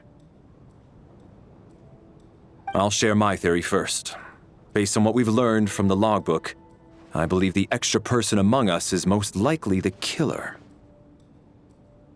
If the killer had simply bought a ticket, it would have greatly increased the risk of their identity being exposed. I expect he or she either hid in the theater ahead of time, or found a way to slip past the ticket inspection. They then blended in with the group and waited for an opportunity to strike. What about the note found in the investigation report? Any thoughts on how that fits in? The killer may have simply planted it there as some sort of sick joke. I've seen my fair share of psychopathic killers. They love playing cryptic mind games. So, it has nothing to do with the haunting of the theater after all. This theory makes sense to me. If we have an audience member unaccounted for, chances are they didn't come here to watch the show. Could it really be that simple? So, in other words, all we have to do is find out who got in here without a ticket, and all our problems will be solved? Then let me make one thing clear. All the theater staff should be well aware that I came here for the rehearsal legitimately, yes? There's no way I'm the one who didn't have a ticket. It's true. I hear you used every trick in the book to get a hold of that ticket, too. Everything short of throwing a temper tantrum and rolling around on the floor at the entrance. I most certainly did not degrade myself in such a way. Probably a stupid question, but I might as well ask. Did anyone here get in without having their ticket checked? Guess it was naive of me to expect them to just admit to it. Especially after the unprompted Lelek reveal. Once was already a miracle. Twice would be unfathomable.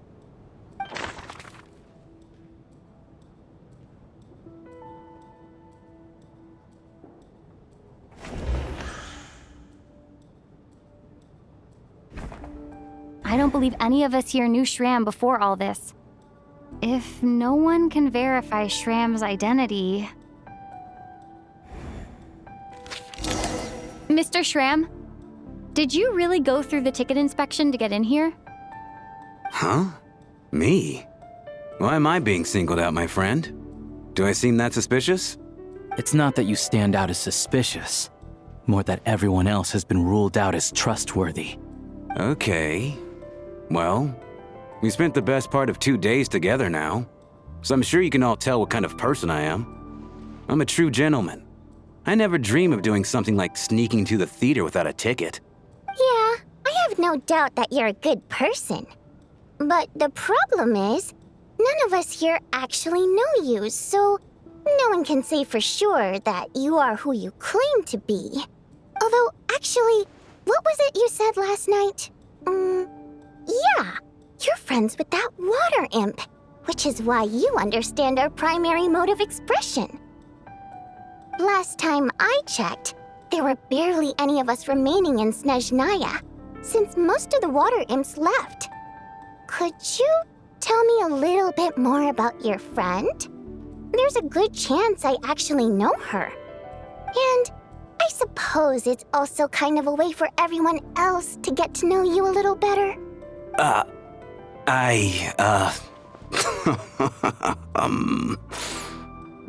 Good grief. Are you blushing? Pull yourself together, man. Stop giggling like a teenage boy. It's revolting. Hey, revolting is a little strong. All right, fine. I'll admit it.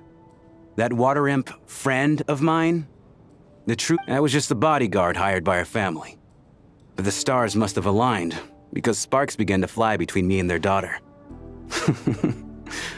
Never in my wildest dreams did I think I'd get so lucky. We don't need details. Just get to the point. Okay. I'm just a little hesitant to reveal her name, that's all. You know how it is. These are delicate times. Even with me to protect her. If word gets out that she's dating a human, both the Fae and human factions will give her a hard time. Really? Wait, no. That can't be. Huh? Shram, what the devil are you talking about? Why is everyone looking at me like that? Surely you can understand where I'm coming from. Delicate times?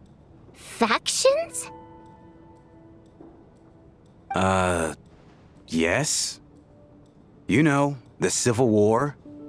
Last time I checked, the Fae and the humans were still at each other's throats.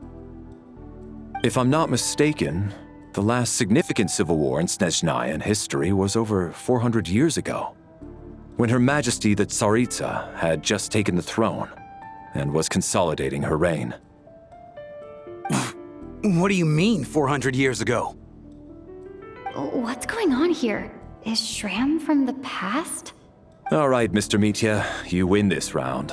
As far-fetched as it is, it appears that your theory may be correct. I'm just as amazed as you are. I didn't even believe it myself, to be honest. Is someone going to explain what's going on here? From the look on your face, you figured it out too, haven't you, Traveler?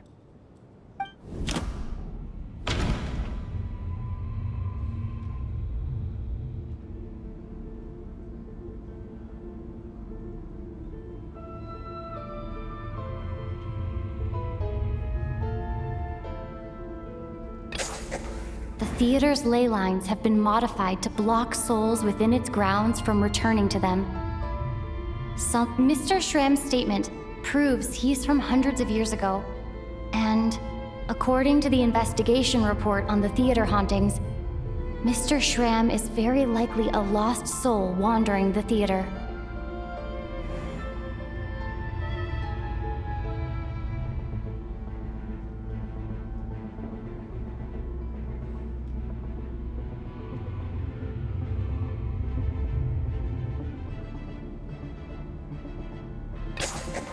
For some unknown reason, the soul that has been wandering the theater due to the ley line issues has joined our group and blended in. Yeah, that must be the immediate reason why the ticket count doesn't match the number of people present.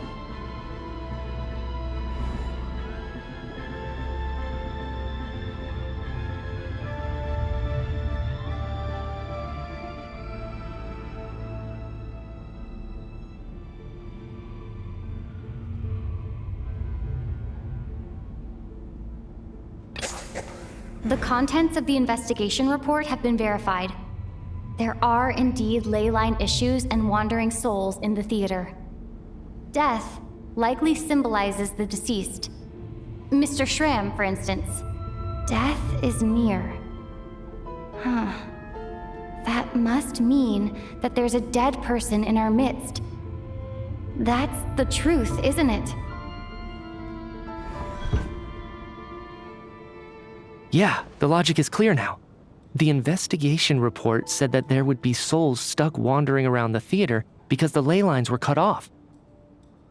Mr. Shram must be one such soul who died in the theater a long time ago. In which case, that also makes him our extra person. So when the note said death is near, it must have been referring to death as in the deceased, people who died a long time ago.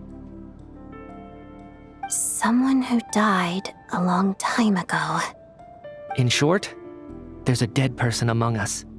The extra person we've been searching for is a ghost from the past. You mean I'm a ghost? No. Don't make jokes like that, my man. There must be some mistake. But even if I was dead, I know for a fact I didn't kill anyone these past 2 nights. Yeah, even if all that's true, the report also said the souls inside the theater can't affect reality, right? They're harmless.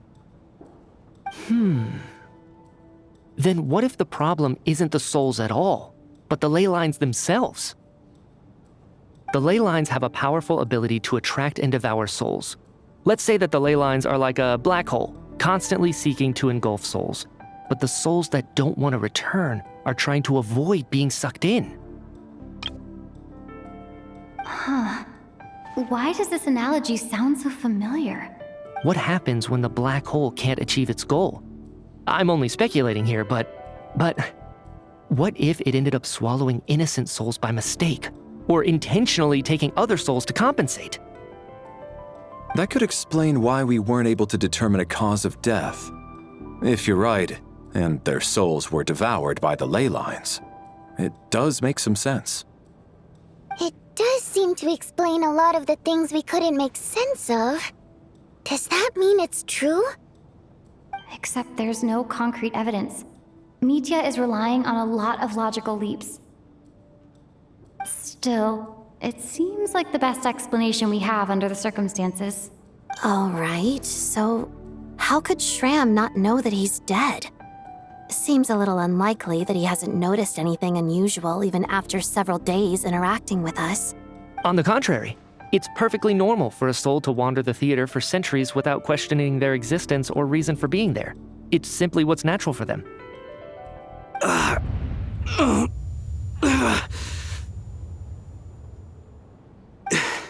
You know what, Mr. Brainiac? I think you might actually be right after all. I'm trying to remember and... even though my head feels like it's going to explode, I think... it's all coming back to me.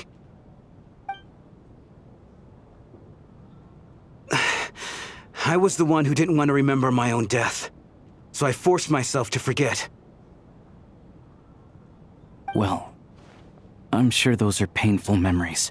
My lady and I snuck out to go on a date one day. We bought tickets for the theater. It wasn't really my thing, but I was just happy to be together. All of a sudden, a group of people burst into the theater, shouting for all the water imps to get out, performers and audience members included. It was clear the conflict between humans and Fae had reached a boiling point. This time, the extremists were even coming after the water imps who had nothing to do with the war. I thought I could pull one over on them, so I took off my jacket, draped it over my lady, and tried to sneak out amid the chaos. But I got caught. They started shouting, calling me a traitor to humanity. But I was going to do whatever it took to buy our chance to escape, no matter how many people stood in my way. I had to, both as their bodyguard and out of love. It's all right, friend. You can stop there if you want. You don't need to dig all that up again. It's just... even now, I'm still struggling to accept the truth. I'm... sorry, everyone. If I'd known I was a dead man walking, I wouldn't have dragged you down with me. If I'm the cause of all this death, then punish me however you see fit. But, Mr. Shram... No. I refuse to be a burden. I know what I have to do. You said I've been wandering the theater for centuries, right? I guess it's high time I got a breath of fresh air. Out there, I mean. I'll leave this place and take all this death with me. Go out... Mr. Shram, I'm sure we can figure out a different course of action. My good sir, we both know I'm not supposed to be here. I should have accepted my death long ago. One way or another, this has to end. Unless you're saying this goes against another one of your military principles somehow. No, I'm speaking on a personal level this time. Let it go, man. Oh, wait. One last thing. Miss Water Imp. My lover. Her name was Litia. Litia Ozarova. Do you know what happened to her? Ozarova. Oh, Auntie Ozarova. That's what we all called her. I remember her as a very kind elder. She had a bunch of kids, too. I'm so glad she survived. And she had lots of kids? Good. That's... good. I could hardly expect her to stay single just because of what happened to me, right? As long as she went on to be happy, that's all that matters. Besides, I'm dead. My soul's been wandering around here for so long because I was worried about her. But now, I can go without regret. There's no need to see me off, my friends. I've enjoyed our time together over these past few days. Perhaps we'll meet again in the next life.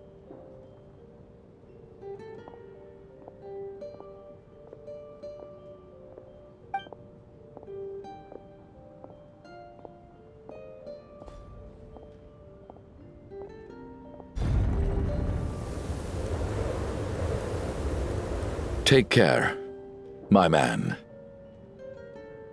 I knew Mr. Shram was already dead, but I still feel so sad. Death is cruel, no matter how we might try to make sense of it. So, was the conflict between Fae and humans really that bad back then? I was only little, so I don't remember much. It's terrible to think that so many innocent people had their lives turned upside down. Even the historical records about that time period don't say much about it. All people know is that the Tsaritsa founded the Fatui, drove out most of the Fae aristocracy without explanation, then used her terrifying power to suppress the humans. It seems to me like the Tsaritsa chose to make herself the enemy. She downplayed the conflict, directing whatever animosity both sides had for each other at herself instead. That's also why, despite how brutal the conflict was at the time, there hasn't been much lingering tension between humans and Fae since. Things have been fairly harmonious for the past few centuries. So, the Tsaritsa banished the Fae to protect the Fae living in the city? She offered herself up to be hated in exchange for peace. Maybe it's not quite as bad as it sounds. I don't think Her Majesty is too concerned if mortals hate her or not. And besides, there are very few who truly do. All this time, I had no idea. All right, if Mitya's theory is correct, then I think we can consider this matter settled. Let's all take a break. Ugh, if only this blasted storm wasn't still raging on.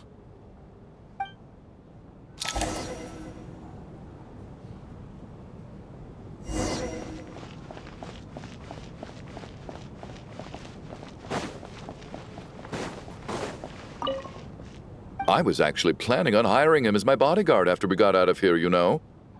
Oh, poor guy.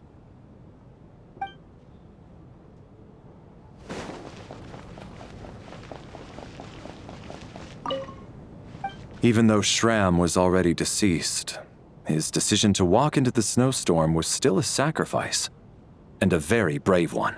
This is one of the few times I don't feel at all happy to have my theory proven true.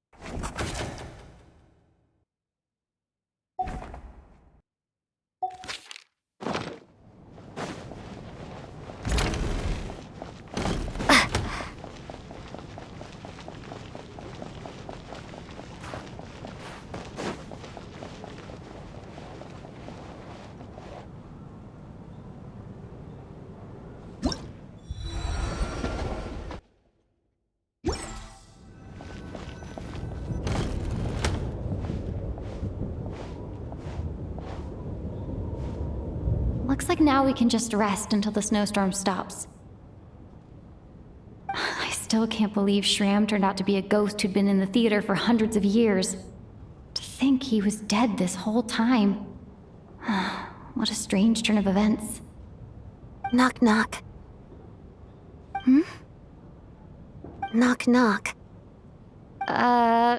You know the door isn't closed, right? You don't have to knock.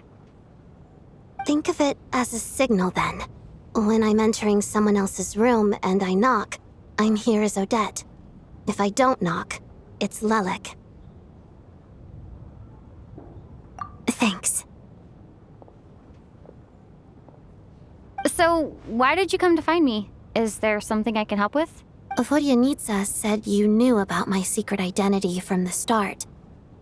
But when everyone was discussing who Lelek could be, you were worried that revealing what you knew would be unfair to me, so you kept it to yourself, right? Yes. I'm extremely grateful for that. It's nothing.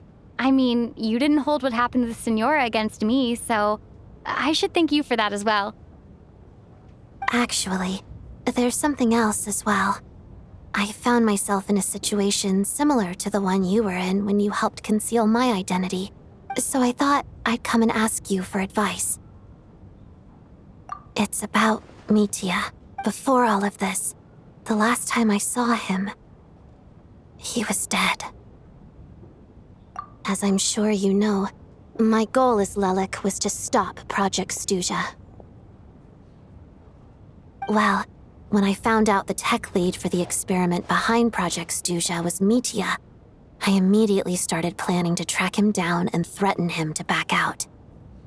I often saw him around the theater, but I soon concluded that making my move there would risk exposing my identity. So I decided to infiltrate the Armory Palace and go directly to his lab. That way, the threat would be much more effective.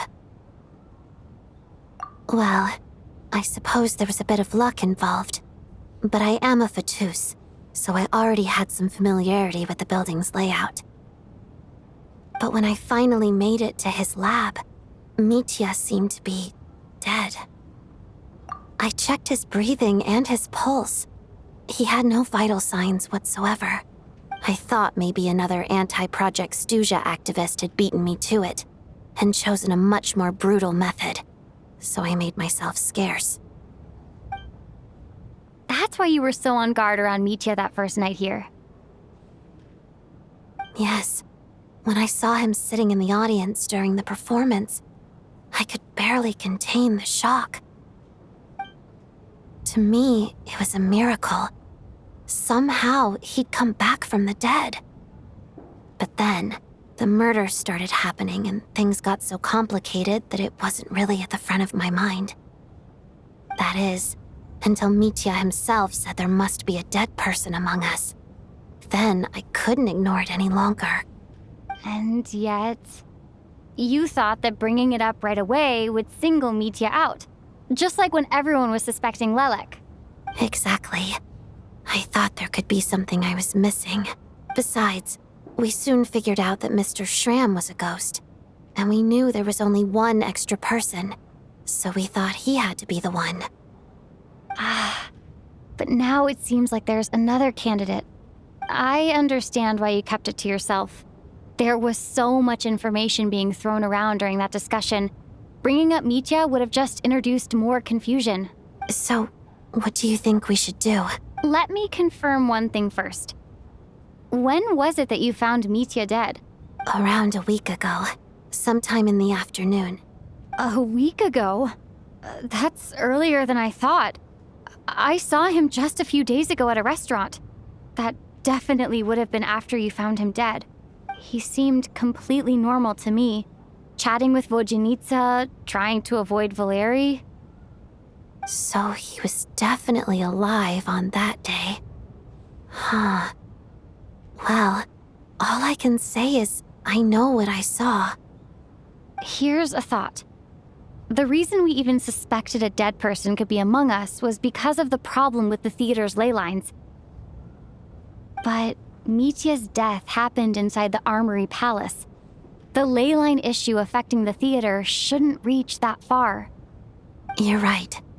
I guess he doesn't fit the profile of the person we were searching for. I think the chances of it being him are very low. Surely he can't have died for real in the Armory Palace. Unless what? Unless he really did come back from the dead. You're right. Do you think we need to disclose this to the others? Huh, what's this? A private meet and greet? Where do I line up? That's not what's going on here. Well, I was just making the rounds. Thought I'd try to lighten the mood a bit. Vodyanitsa's handing out food if you're hungry.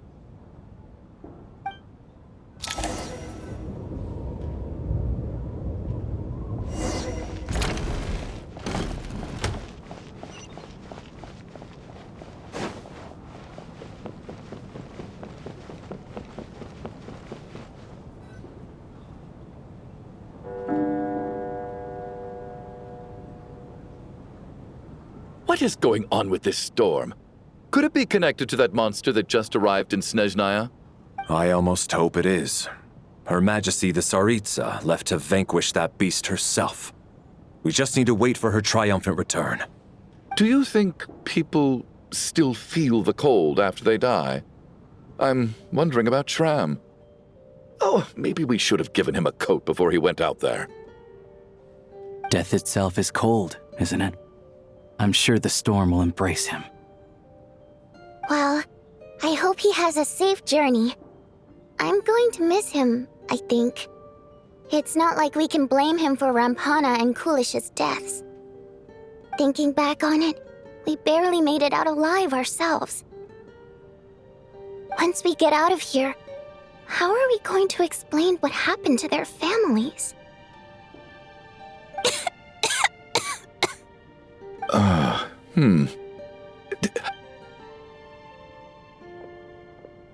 Are you okay? Here, take this. I've never used it. Thanks. Look who's Mr. Nice Guy all of a sudden. Is it because Tonya stood up for you this morning? At least you know how to return a favor. Yeah, without Tonya, who knows how badly he would have been hurt. I told you already, I never intended to resort to violence. Duh, bunch of rascals. Little girl? I was rather surprised when you spoke up for me this morning. I didn't think I had many admirers here, so, thank you. Oh, no need to thank me. I said some bad stuff about you too. I've been, too embarrassed to admit it, but, you remind me a lot of my daughter. So kind to everyone, but never lets her old man off the hook. Unless my wife and I are having a fight, then she's always on my side. Especially when she was little. Every time I took her out...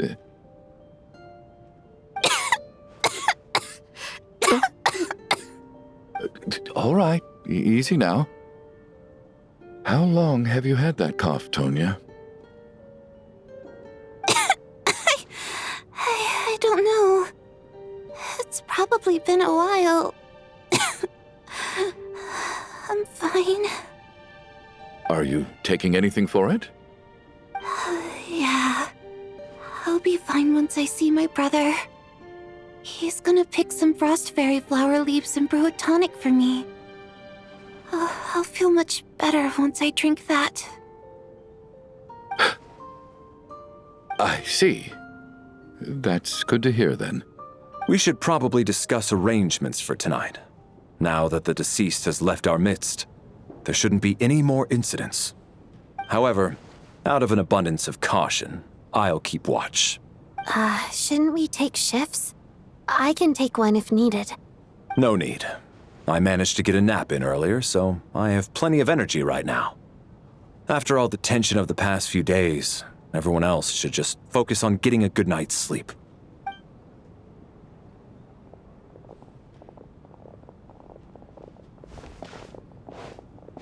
What a long day.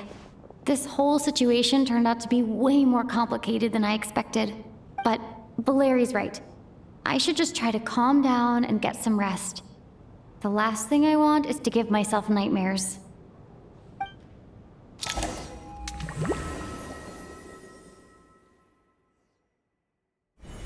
She's awake.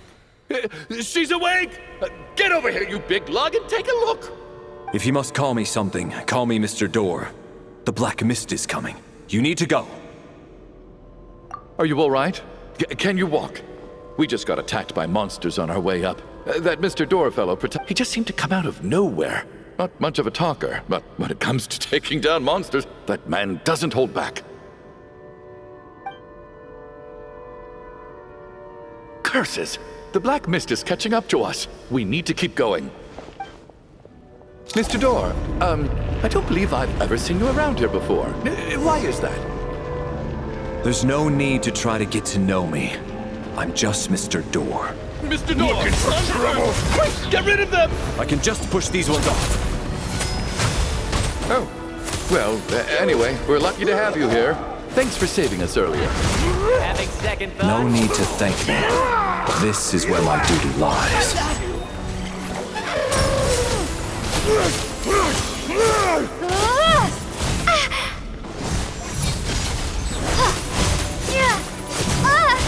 This is not the...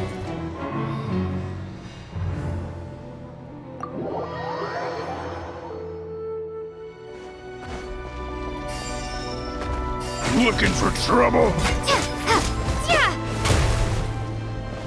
In case!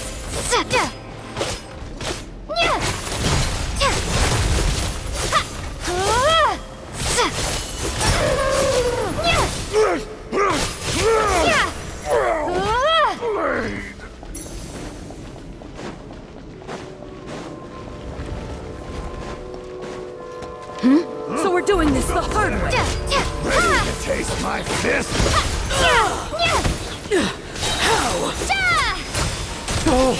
Remarkable work, Mr. Door.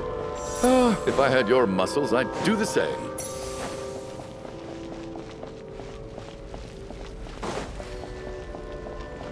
Are none of these doors the one you're looking for? No.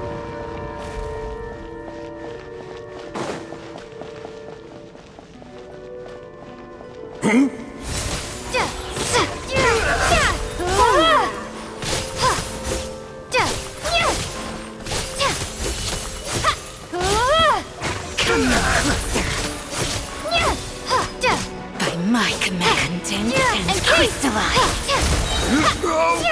Goodness! Condense! Impossible. I'm so exhausted. And the Black Mist is still rising. Oh. Wait, look! There's more monsters down there. Are they coming from within the Black Mist? No, no! They're gaining on us! Quick, keep going, or they'll... Mr. Door, what are you doing? We need to get out of here. They're coming! Found it. This is my door. What? You mean you're going to stay here? I am a door. This is where my duty lies. No! You saved us. We can't leave you behind. You must keep going. A door can only keep things out for so long. You must make haste. But... Oh, you're right. Let's go. We can't let Mr. Door's sacrifice be in vain.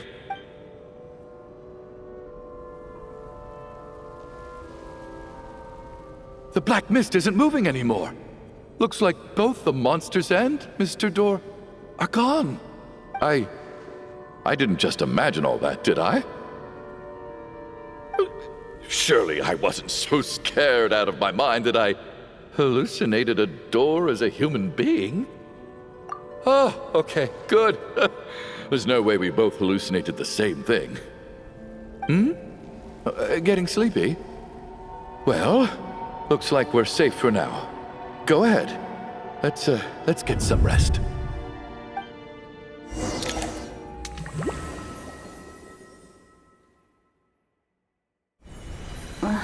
What time is it? Is it morning? I think I had a nightmare. Oh, I guess everyone's still asleep.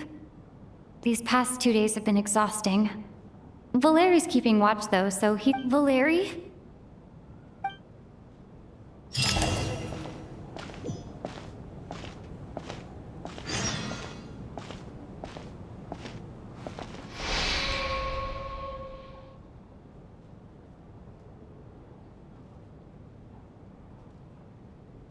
Wake up! Everyone needs to wake up!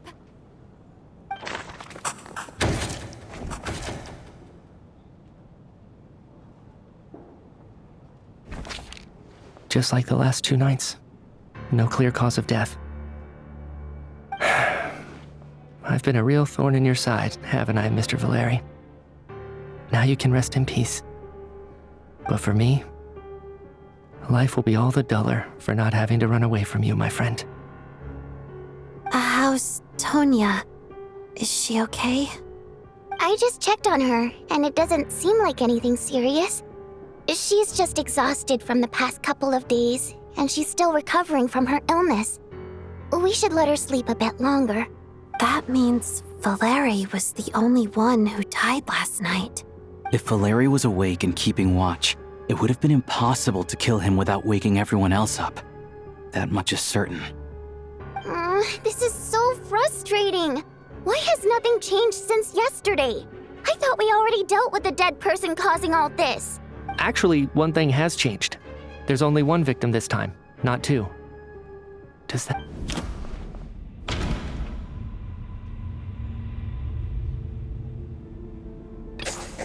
After the deceased Shram left, there was 1 less victim last night. That more or less tracks. It's a reasonable conclusion, considering the only variable that changed. Oh, the number of people who die each night is equivalent to the number of dead among us. That's your theory, right? Exactly. We identified Mr. Shram, and the night after he left, the death toll dropped from 2 to 1. By that logic, there must be 1 more dead person left among us. Another one? But there was only 1 person unaccounted for in the ticket checks, right? The head count should match up now. Having an extra person was definitely a cause for alarm, but being 1 person short isn't nearly as unusual. Someone could have left in the middle of the show, or made it out before the storm hit. 1 more dead person among us. If Mitya's theory is right, then what Odette told me seems a lot more relevant. It's just, at the time, we had no reason to think there was more than 1 dead person. If only we'd taken it more seriously as a possibility, maybe this could have been avoided. I'm sorry. This is my fault. I had information that could have been helpful, but I held back. I should have brought it up right away. I'm partly to blame as well. I was too quick to dismiss Odette's concerns. What is this about? What have you 2 been getting up to behind my back? Sounds like there's some big news you've been keeping from the rest of us. Well, we're all ears.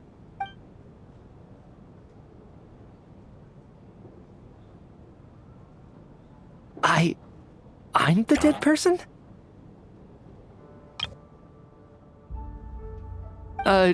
Wow, that's certainly news to me. Odette and I talked about it yesterday, but we thought it just wasn't possible, so we left it at that.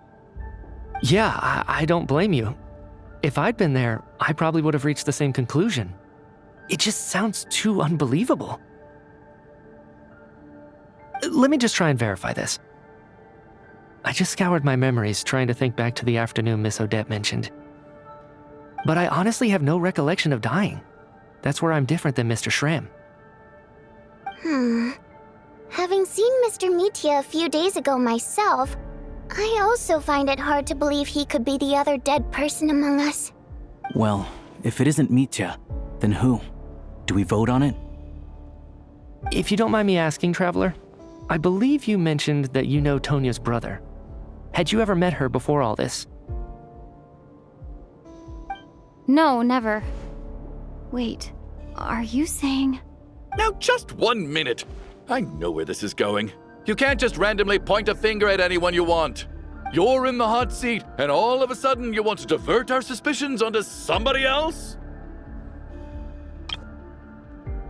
Trying to pick a fight, Mr. Chuganov? Whenever you open your mouth, all you do is attack people, and I've had enough of it. If you don't want to engage in a civil discussion, you can shut up. You little brat! Did Nietzsche ask about Tonya because he suspects her? I suppose I only identified her by age and nothing else. Could that mean... I'm just saying, you're going around casting suspicion on people for no reason. How could Tonya be dead? I can vouch for her, if nothing else. I've seen her before. She's the sister of that harbinger, isn't she? The one called Child. Oh, really? You're telling the truth? Since being here, I don't think I ever mentioned she was Child's sister specifically. Does Chuganov actually know her? If Chuganov can vouch for her, then it can't be Tonya either. In which case, it seems unlikely that there's another dead person among us at all. Miss Odette, could you go over that afternoon with me one more time, when you found me dead? No problem.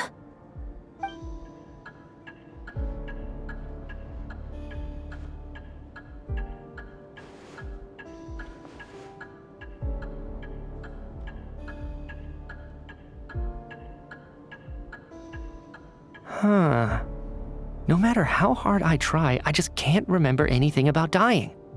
But I do remember something else. Miss Vojanitsa, during our last meal together, I told you how some of the researchers were suffering from temporary memory loss. Do you remember that?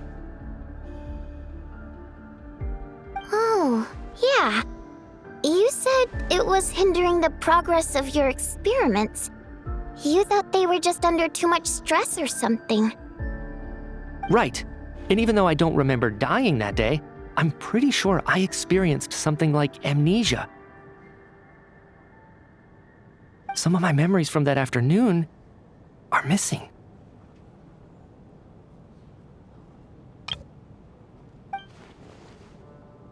Are you suggesting you're missing the memory of your... Of course. How am I only just realizing this? Humans aren't necessarily aware of their own death. You mean being silently assassinated, or dying in your sleep? Situations like that?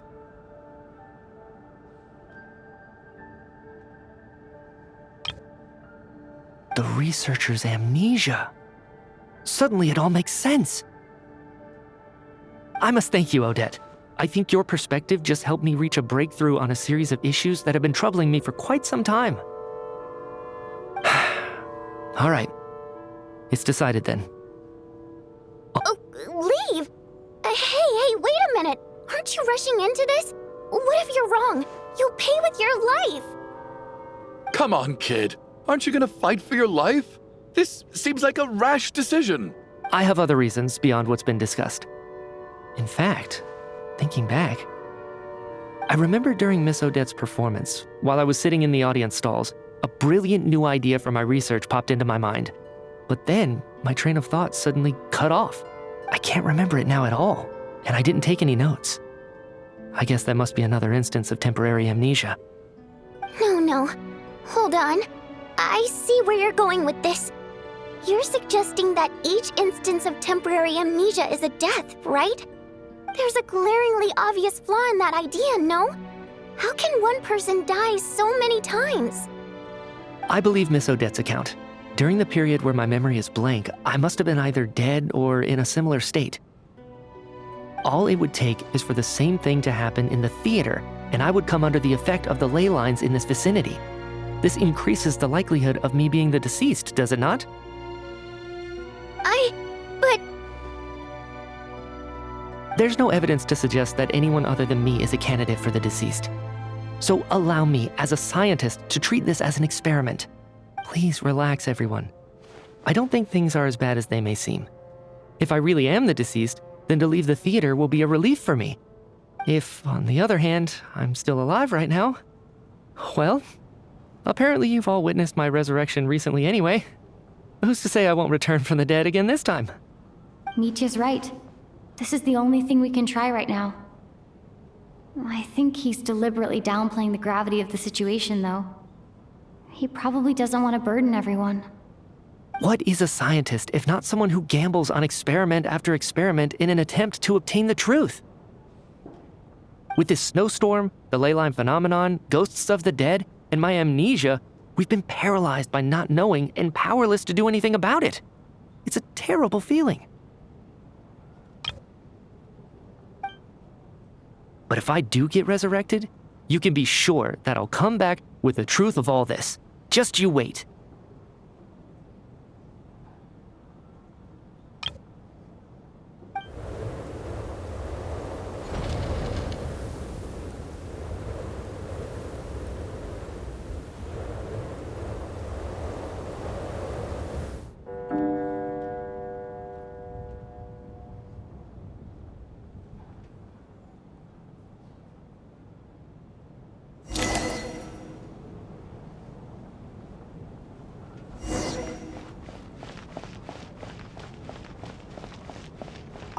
Oh, that Valeri guy was packing even more muscle than I thought. I can't believe how heavy he was. Hauling him over there nearly killed me. Ah, curse this confounded snowstorm. Go bother some other poor souls instead. What do you want? I'm not in the mood to talk right now.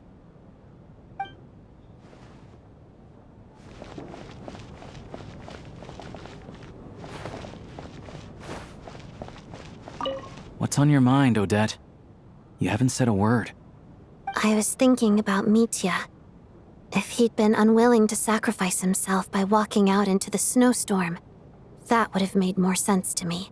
After all, it seems like the dead don't perceive things any differently from the living. Mitya doesn't even remember dying. So, to hear the news that you're apparently dead, and simply choose to walk out that door without a second thought, I can't imagine all the things that must have been going through his head. But when Mitya left, his expression revealed absolutely nothing. Perhaps he is even better at disguising himself than I am.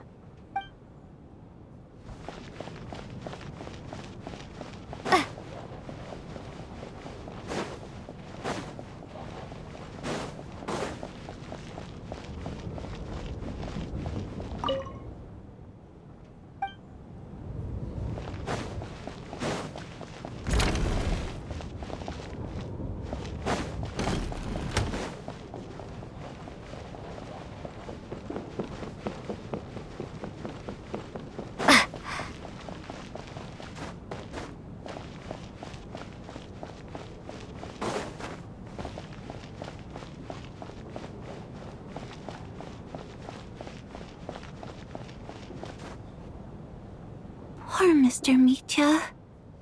I didn't even get to see him one last time. Maybe it's a good thing that you weren't there to see it. It was a hard thing to watch. I hate goodbyes. Why does it feel like everyone around me is slowly disappearing? Not just in here, I mean. In the outside world, too. Maybe it's the realization that, at the end of life, everyone has to face it alone. Come to think of it, the main reason we're still alive right now is pure luck. Each morning here, for every one of us, there's the chance that we might not wake up. You could take it a step further and say that the same is true outside, too. Who can ever be 100% sure when they drift off to sleep that they'll open their eyes again in the morning? If I make it out of here, I'm going to cherish every moment that I'm awake and live without any regrets. Without regrets? I feel like a strange sense of anxiety has been quietly growing inside me over the last 2 days.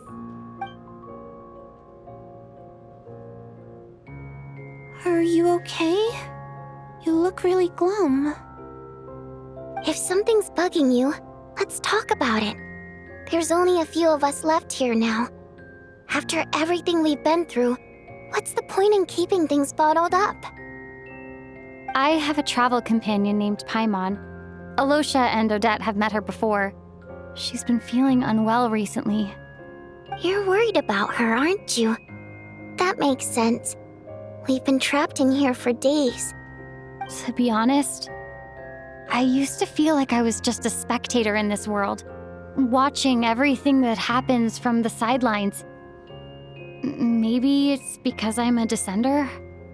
A descender? But with Pаймон by my side, over time, I slowly felt my connection to this world growing stronger. She loves eating, sleeping, and having fun, but she's also a great guide. It's her authenticity that makes this whole world feel more real for me. Over the last few days that we've been apart, I've often caught myself wondering, what would Pаймон say if she were here right now?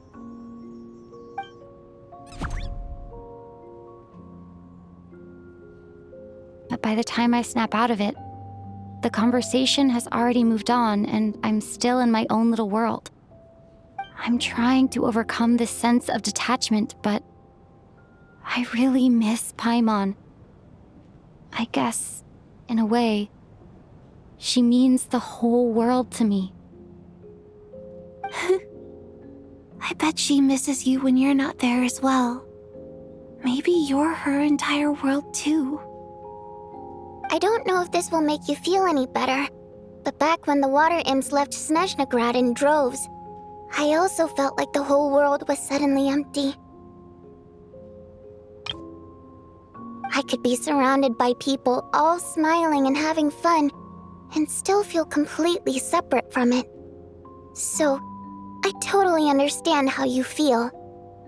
Later on, I started to think, maybe accepting the fact that our loved ones won't always be with us is something that takes a lifetime. All we can do is cherish their companionship from moment to moment. So, once we get out of here, you better hurry back to our side as fast as you can. You can't let your story end in regret. That's the trope I hate the most. Thank you. That's exactly what I needed to hear. But Vodyanitsa, if you hate goodbyes too, why didn't you leave with your people? That's just the choice I made. I used to regret it, but I don't anymore. Like I said before, singing is a water imp's primary mode of expression. It's how we convey our emotions.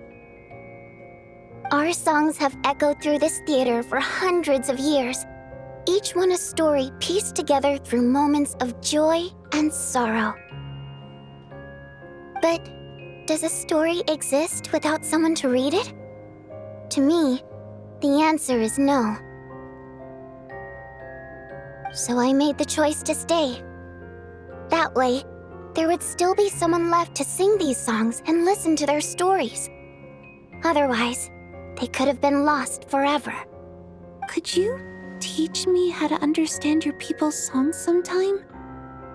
I want to be able to truly hear them, like Mr. Shram. A fan after my own heart. Thank you, Tonya. How about I sing something for you, and you tell me what you hear? Okay, I'll do my best.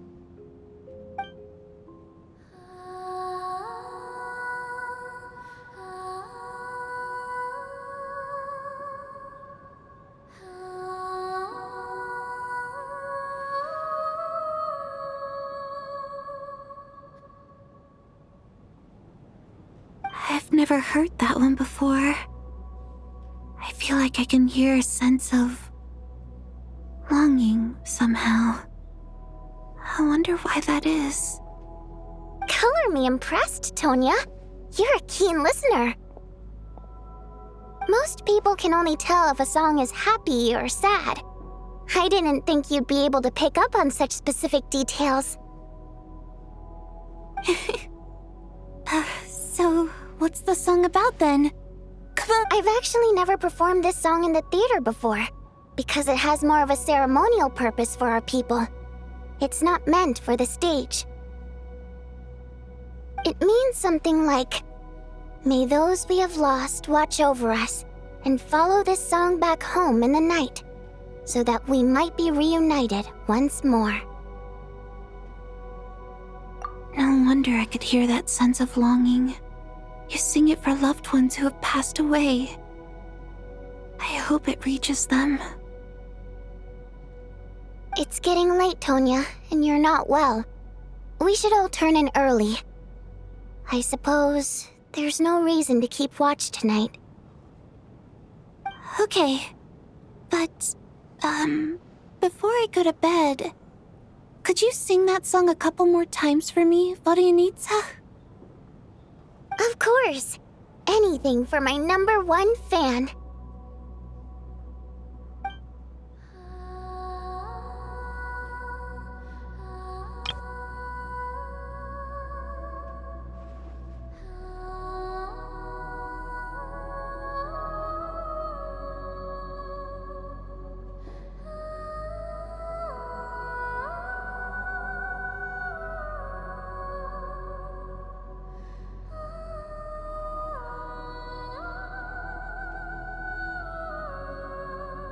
Once I get out of here, I definitely don't plan on ever coming back.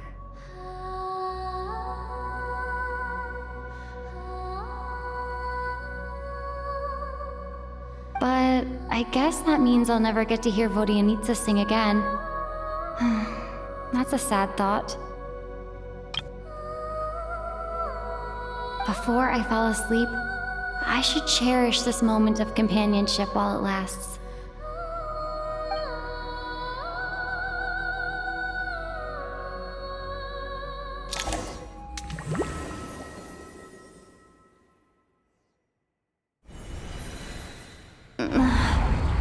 Where am I?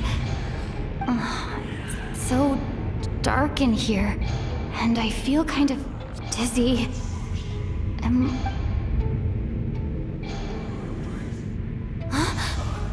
What was that noise?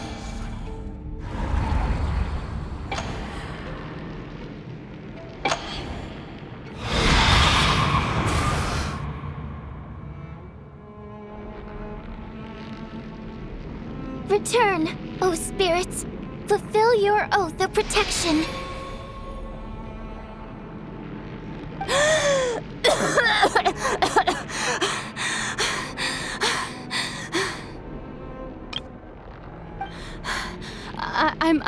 I'm alive?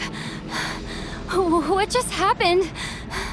No time for questions. Quick, over here. Turn on the switch. We need to bring back the light.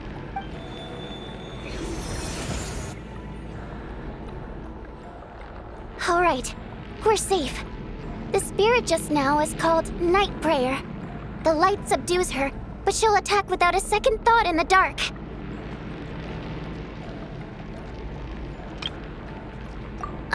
Sort of. I know it's hard, but you can't let this place go dark, or she'll kill you again. Yep. Luckily, I was here to resurrect you. Otherwise, that'd have been a real bummer. A bit more than a bummer, I'd say. Wait, so you have the ability to resurrect people? Sure I do. I'm your guardian spirit after all. I specialize in soul recall. Oh, it's nice to meet you, by the way. Thanks. It's nice to meet you too. All right, there's no time to waste. The black mist is already catching up. We need to avoid it at Night Prayer at all costs. Come on, let's go. We need to reach the next switch before the place gets too dark. If we bring the light back, Night Prayer won't be able to get to us. Sweet, sweet light! It's back! Now that's a sight for sore eyes. Shh! It's Night Prayer. We need to move quick, but don't let her notice you.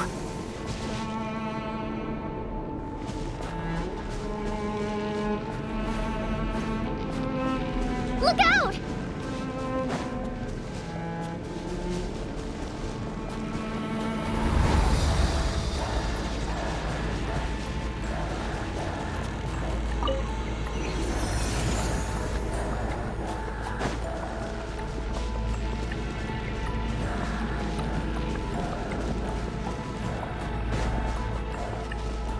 Next switch is over there.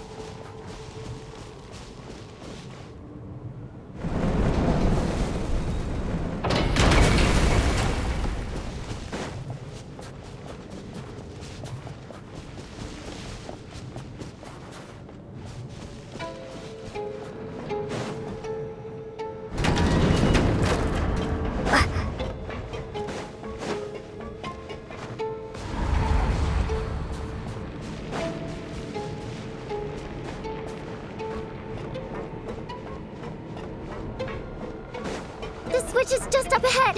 Hurry!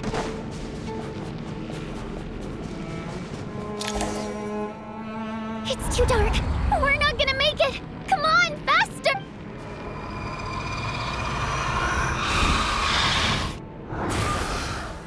Traveler!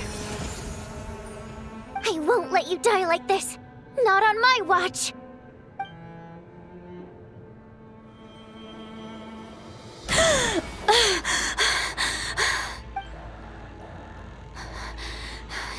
Even though it's not permanent, dying is definitely not a pleasant experience. Great. You're back. Yeah, thanks to you. Time for you to get out of here. Quick, before the light runs out. What about you? You're not coming with me? I can't. I've already been used up. A guardian spirit's skills are finite. I can only resurrect someone so many times. I might not look any different, but my essence has been exhausted. Now, I will slowly start to fade away. I can go no further. The black mist is where I belong. It's so... Why didn't you tell me sooner? Because it wouldn't have changed anything. That knowledge would have just burdened you.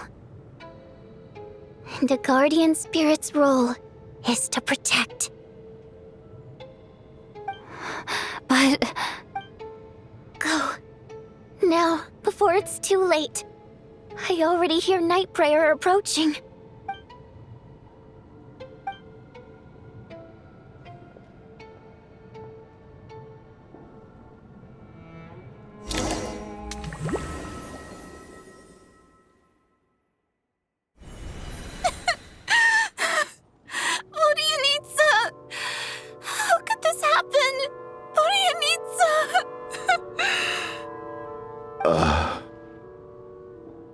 Well, I guess there's no need to inspect the body.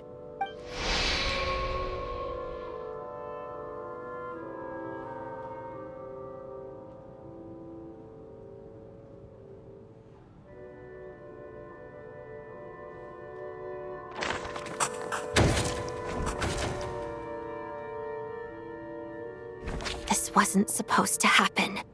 You lied to us, didn't you, Chuganov? You've been lying from the start. Take a long, hard look at yourself before you go around accusing other people. I suspected you on day one, Lelek, and now look where we are. By some strange coincidence, you've never been targeted. You just happen to have survived this long? No, you should be the prime suspect. And you, little hunter, ever so content with staying on the sidelines. Yet you were the one who stopped us from leaving from the start! Why are you trying to keep us here? Now you're just lashing out indiscriminately. That's either a sign of anxiety or a guilty conscience. Where was all this passion and bravado before? Decided to fight until the bitter end, is that it? Is that a threat? Fine, bring it on! You think I'm afraid to die after all this? You want to kill me? Go ahead. I'd like to see you try. After all the trauma of the past few days, everyone's been pushed to the breaking point. Valeri and Nietzsche aren't here anymore. Someone else needs to step up and take charge. But first, I need to think this through. Considering everyone left, who's the most likely candidate for the deceased?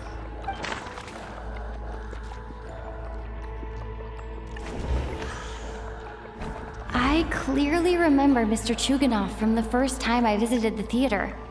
He made quite an impression. That was just a few days ago, so he's unlikely to be the deceased.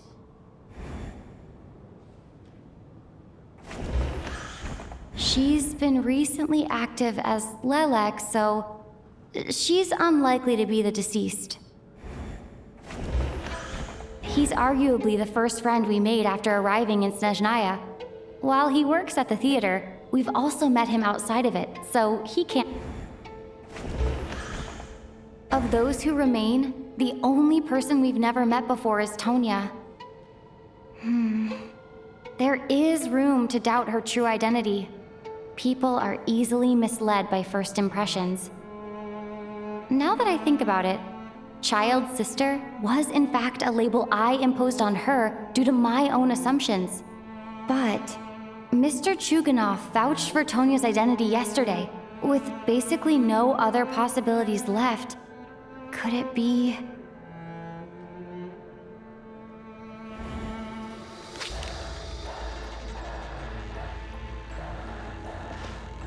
Tonya, how's Tusser been lately? Tusser?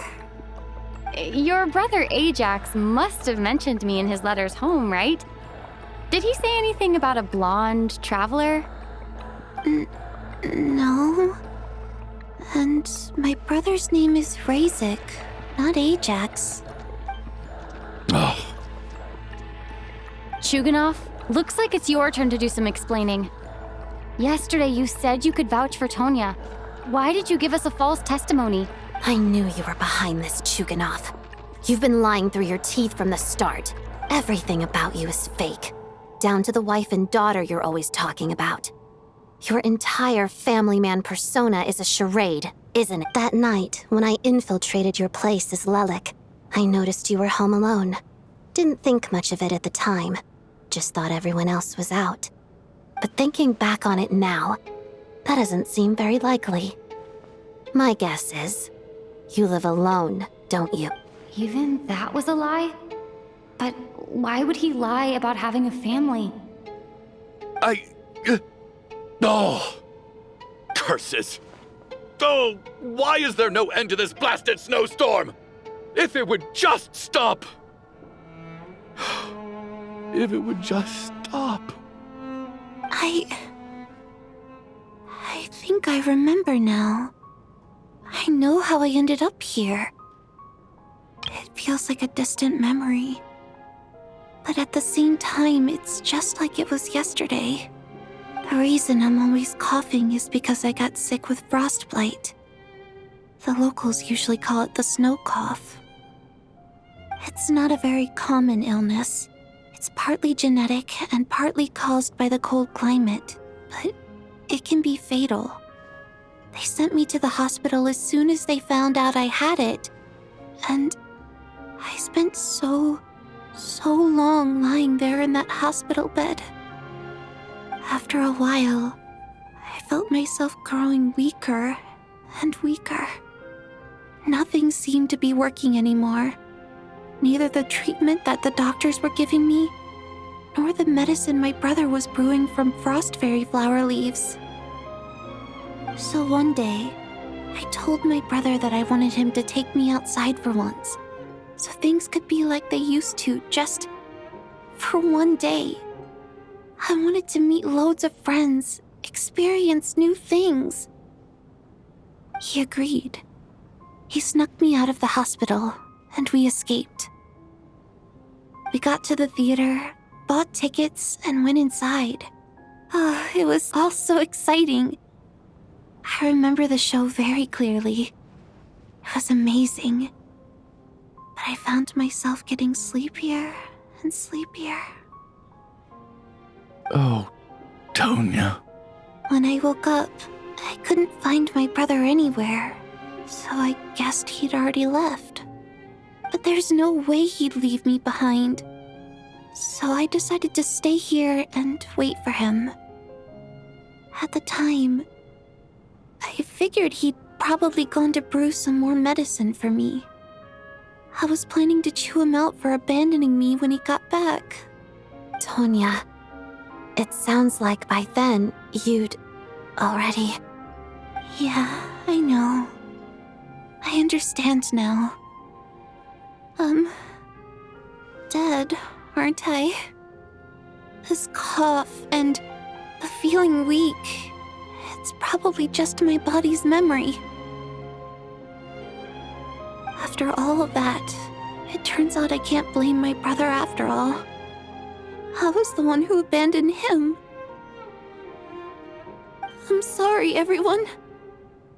I realized this much too late. It seems like death skewed my perception. And now I've dragged you all into this mess. Your name probably isn't even Tonya, is it? Didn't that ever strike you as odd over the last few days? Well, when I was little, my brother and I read a storybook, and Tonya is the name of one of the characters. When we escaped from the hospital, our family and the hospital security were looking everywhere for us.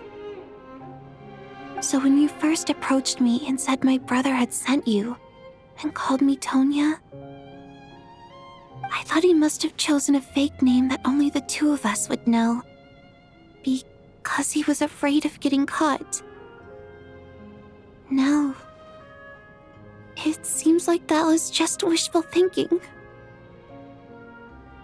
At least your memory of death isn't painful. That is a small comfort. Now it's your turn, Chuganov. Talk to us. I believe no lie is ever told without a reason. You're right. I was lying. I happened to know that the Harbinger child and his sister Tonya managed to get tickets, so I lied to you and pretended I knew them. And yes, I was lying about my family too. The truth of the matter is, I lost them a long time ago. I just refused to accept reality. And now I've spent the second half of my life living a lie. I'm a joke. My daughter's name was Iskra. And before you ask, yes, Iskra, as in Iskra Manufacturing Plant. She also died from the snow cough. She was just 6 years old. If she were still alive today, she'd be around the same age as little Tonya here. After Iskra passed, my wife couldn't bear to face those memories either. So she chose to start a new life without me. One day when I came home from work and saw the empty room, I felt like I couldn't breathe. Subconsciously, I started to imagine that they were still there. I soon discovered that this was the only thing that made me feel any better, so I just embraced the delusion. Nothing more than a pathetic means of escapism, I know. But at least it's not a crime. So explain your false testimony, then. The night before last, when I was chatting with Tonya, she mentioned that her brother would brew medicine for her from frost fairy flower leaves. Combined with her various symptoms, I suddenly understood everything, including the fact that she was deceased. The snow cough used to be an incurable illness. I would pick frost fairy flower leaves to brew medicine for Iskra too. It took hours and hours on the stove. But the year after my daughter passed away, the jester of the Fatui announced that a cure for frost blight, also known as the snow cough, had finally been developed. It turned out that all previous treatments were completely ineffective. No better than random concoctions. That was the final straw for me. I just couldn't take it anymore. Just one more year.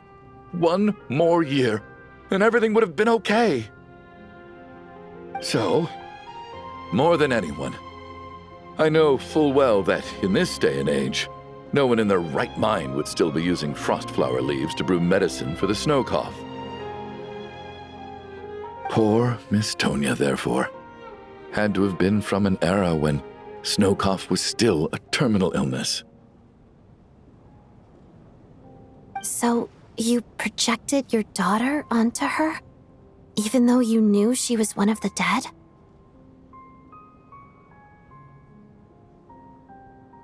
That doesn't make any sense. You knew she was already dead. What did you hope to achieve by protecting her? I just don't believe in your crackpot theories, nor do I approve of your actions. How can you just declare a living person dead and throw them out into that snowstorm? Nitya's gone. My good buddy Shram's gone. And now it's Tonya's turn, isn't it? The others I can make my peace with, but little Miss Tonya, here she is, standing right in front of us, alive and breathing, and fighting her own battles. Yet you're quite happy to say she's dead? I just want her to live. Once this snowstorm is over, the very moment it stops, I'm going to march out that door and find someone who can fetch the very best medicine for her snow cough. I'll be damned if I'm gonna let you cast her out into the snowstorm before I have the chance to cure her. Not again. Not this time. Not when the cure is right within our grasp. I'd never be able to forgive myself. Mr. Chuganov, stop. I can't let you do this. Tonya. By the sounds of it, you've known I was dead since the night before last, right? I really liked Mr. Valeri, Mr. Mitya, and Miss Vodyanitsa. And now they're all dead because of me. I'm not happy about that. The reality is, you've been trying to fight your own demons through me. But all you've really done is trap me inside your delusion along with you. No! Listen to me. I want to save you. I do! Well, at this point, I'm quite sure that I'm dead. I don't need to be saved. The time I got to spend with all of you is more than enough for me. Despite all the bad things that kept happening, I got to meet so many interesting people and spend so many days and nights by your side. Since the day I escaped that hospital until now, this has been an adventure I never even dared to dream of. I'm very fond of you all. If it were only possible, I'd trade my soul to bring back the ones who died. If it meant things didn't have to end like this. And that's why I'm not fond of you at all, Mr. Chuganov. I'm sorry. It's them that you owe an apology to, sir. Not me. Well then, I suppose this is it. It's time for my adventure to end. I've caused enough trouble. You're leaving already? It's still early. Don't you want to stay a little longer? No, thank you. Oh, and by the way, my name is Patashka. It was nice meeting you all.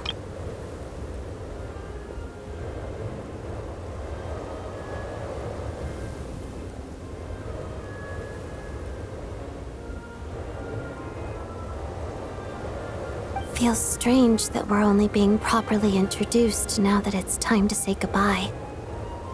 Patashka,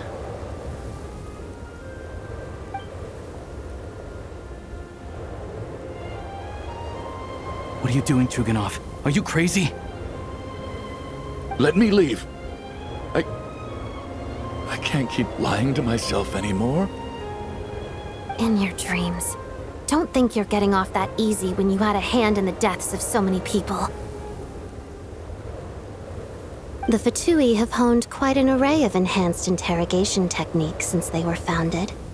Once we're out of here, Lelek will personally give you a taste of every last one.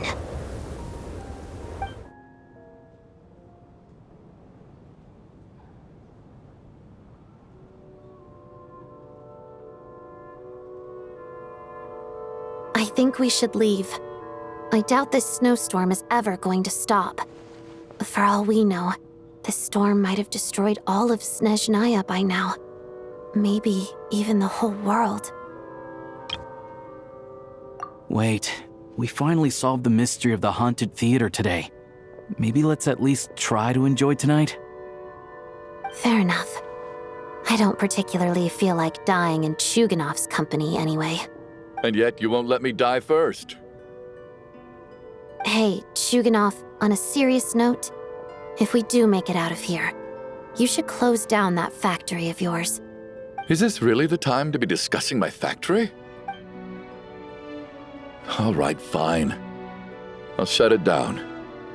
Doesn't matter to me anymore. Am I hearing things?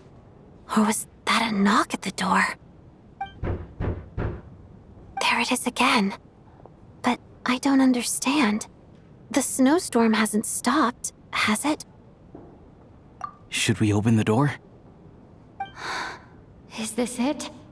Is this nightmare finally over?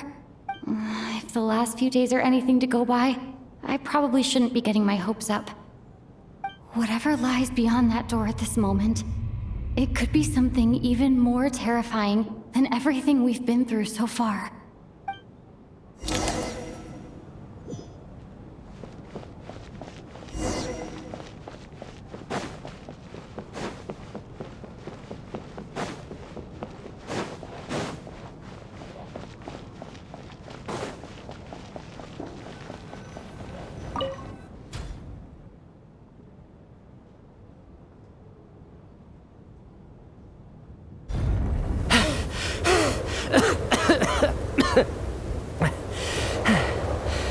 Hey everyone, I'm back.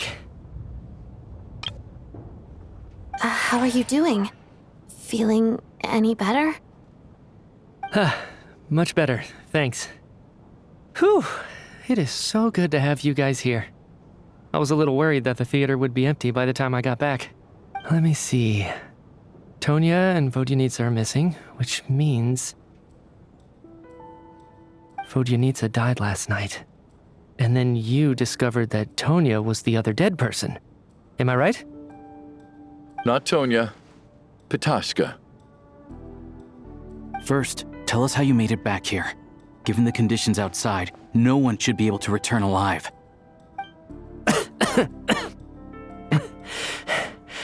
You're right. The thing that got me back safely was a song. I heard someone singing. After walking into the snowstorm, my mind grew hazy. I don't know how long I walked through the storm before my mind completely slipped away. Then, suddenly, I heard the sound of singing. The voice instantly brought me back to my senses, and I regained consciousness. So I followed the voice, searching for the source of the singing. I searched and searched, until finally, just a few moments ago, there was the entrance to the theater, right in front of me. I've actually never performed this song in the theater before, because it has more of a ceremonial purpose for our people. It's not meant for the stage. It means something like, "May those we have lost watch over us, and follow this song back home in the night, so that we might be reunited once more." That must have been Vodyanitsa's requiem. Who knew it actually worked? That song is meant to guide the souls of the dead. Mitya, that must mean that Huh. No kidding. Huh, seemed like I guessed right then. This is what I've been so desperate to tell you about. When I first stepped out of the theater, I was still quite lucid. My memory of it is still pretty intact. I remember the outside world being completely different than what I'd expected. It was like this was a world where only the snowstorm existed. There wasn't a trace of any humans or buildings ever having been there. I don't know how else to describe it, except to say that it just didn't seem like the real world. And as for the Requiem, if I was guided here by Vodyanitsa's song, it can only mean that I must already be dead, and this is my soul, not my body. But I didn't experience a clear moment of death while I was out there, nor do I feel any different now than before I walked into the snowstorm. You don't seem any different to me either. In fact, this is something I've been wondering about for a while now. If souls aren't physical, shouldn't they lack tangible form? Both Shram and Patoshka were clearly deceased, and yet their souls didn't look or feel like ghosts at all. They were visible, tangible, no different than you or me. This raises a truly terrible thought. Is that really what Mitya is suggesting?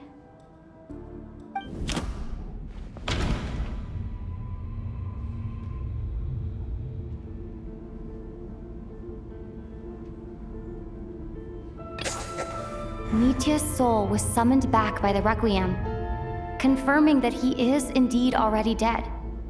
And yet, he looks no different from us.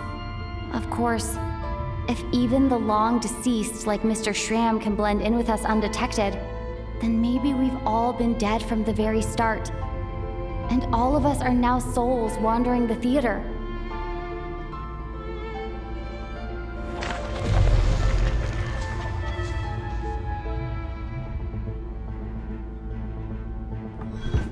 Yes. I think that this is probably the afterlife. What did you say?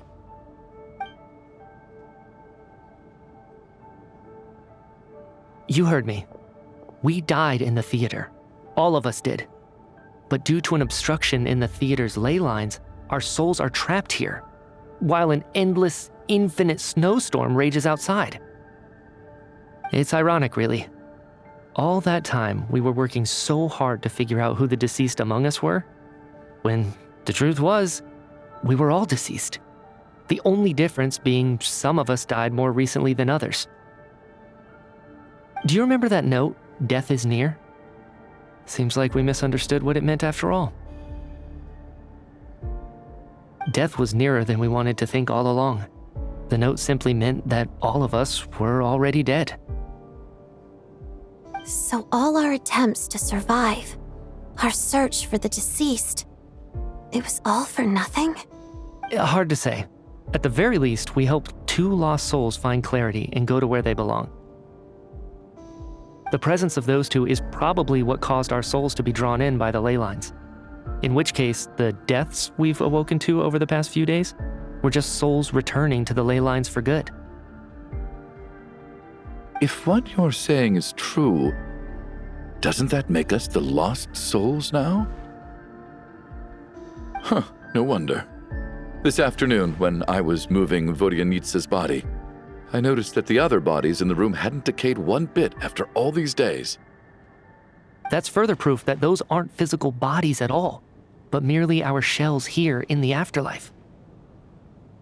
Am I really dead?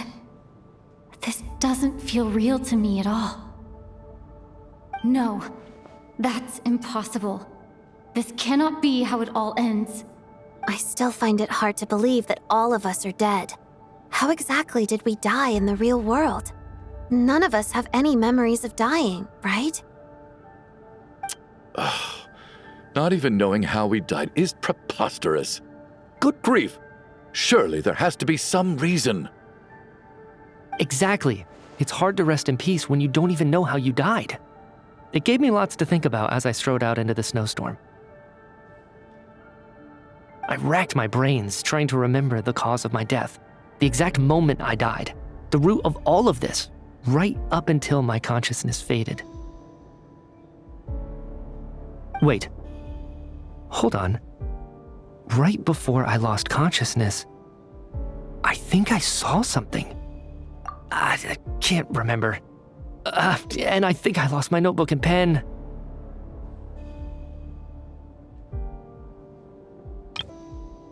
Mitya, your hand. Is that blood on your fingers? Huh? You're right. There's blood on the fingertips of my right hand. Looks like it's already dried. When did that happen? What the? I guess this was what I saw. I must have desperately drawn it in my own blood right before losing consciousness. What's wrong? Do you recognize the symbol? It's Renova, the ruler of death. Alosha, do you still remember that Snezhnayan folktale you told me about? It was about the Grim Reaper. When someone's about to die, he appears as an incarnation of someone familiar to guide their soul into the afterlife. And as soon as you recognize his face, your life is over. I heard a similar tale when I was little. You think the Grim Reaper in this story refers to the ruler of death you mentioned? That's right. In which case, death is near could also mean that the Grim Reaper is here, disguised in a familiar form. Death, the deceased, and the Grim Reaper? So it's a triple entendre. When I first saw this note, I thought it contradicted the investigation report. But now it seems like that was the whole intention. So the Grim Reaper deliberately misled us. Then, we started suspecting each other and searched for the deceased while they hid in plain sight. By that logic, the one person most likely to be the Grim Reaper incarnate is...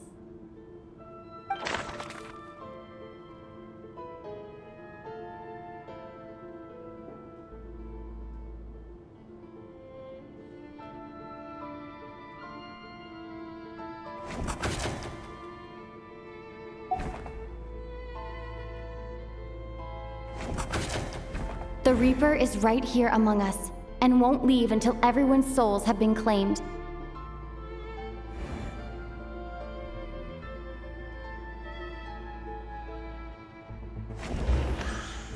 Identifying the Grim Reaper is a major decision to make. I should think it over carefully. Identifying the Grim Reaper... Identifying the Grim Reaper... No doubt about it. It's Alosha. Looking back at how everyone has acted over the past few days, Alosha is most likely the Grim Reaper lurking among us.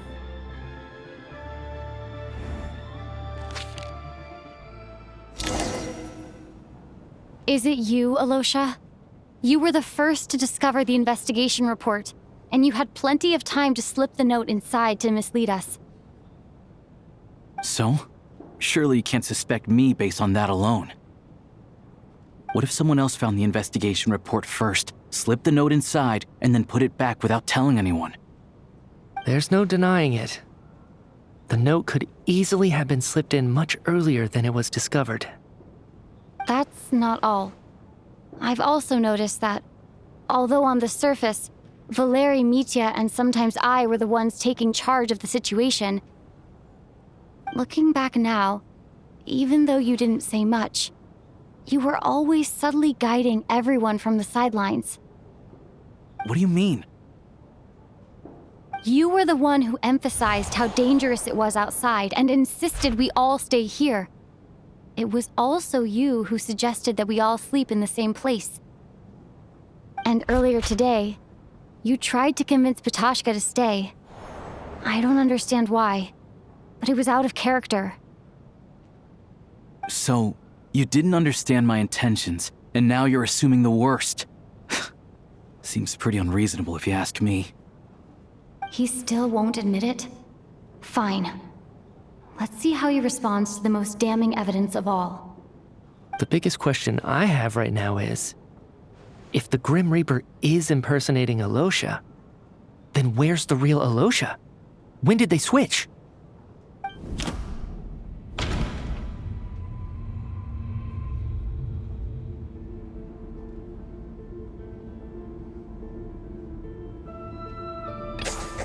That's right. This was the moment. Right at the start, before any victims had even emerged, Alosha was switched with the ruler of death while everyone's guard was still down.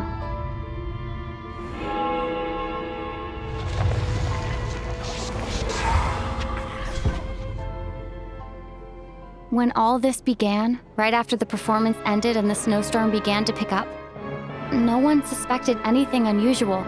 We just assumed we were snowed in. It wasn't until we discovered the bodies the morning after that we realized something out of the ordinary was going on.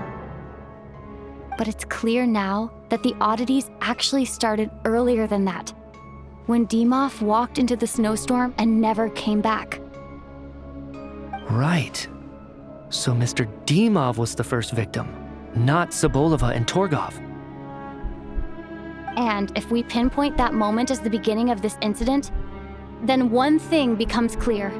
Alosha, you are the only person who walked into the snowstorm and came back without the help of Vodyanitsa's requiem. More precisely, Alosha never came back at all. The one who came back was the Grim Reaper. Not bad. Well, since you've backed me into a corner, I suppose there's no point in keeping up the act anymore. Alosha? You're the Grim Reaper? I am no such tired cliché. Mortals should address me as the ruler of death.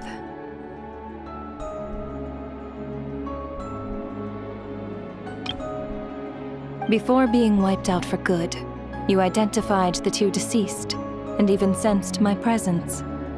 A commendable achievement, far beyond what I expected.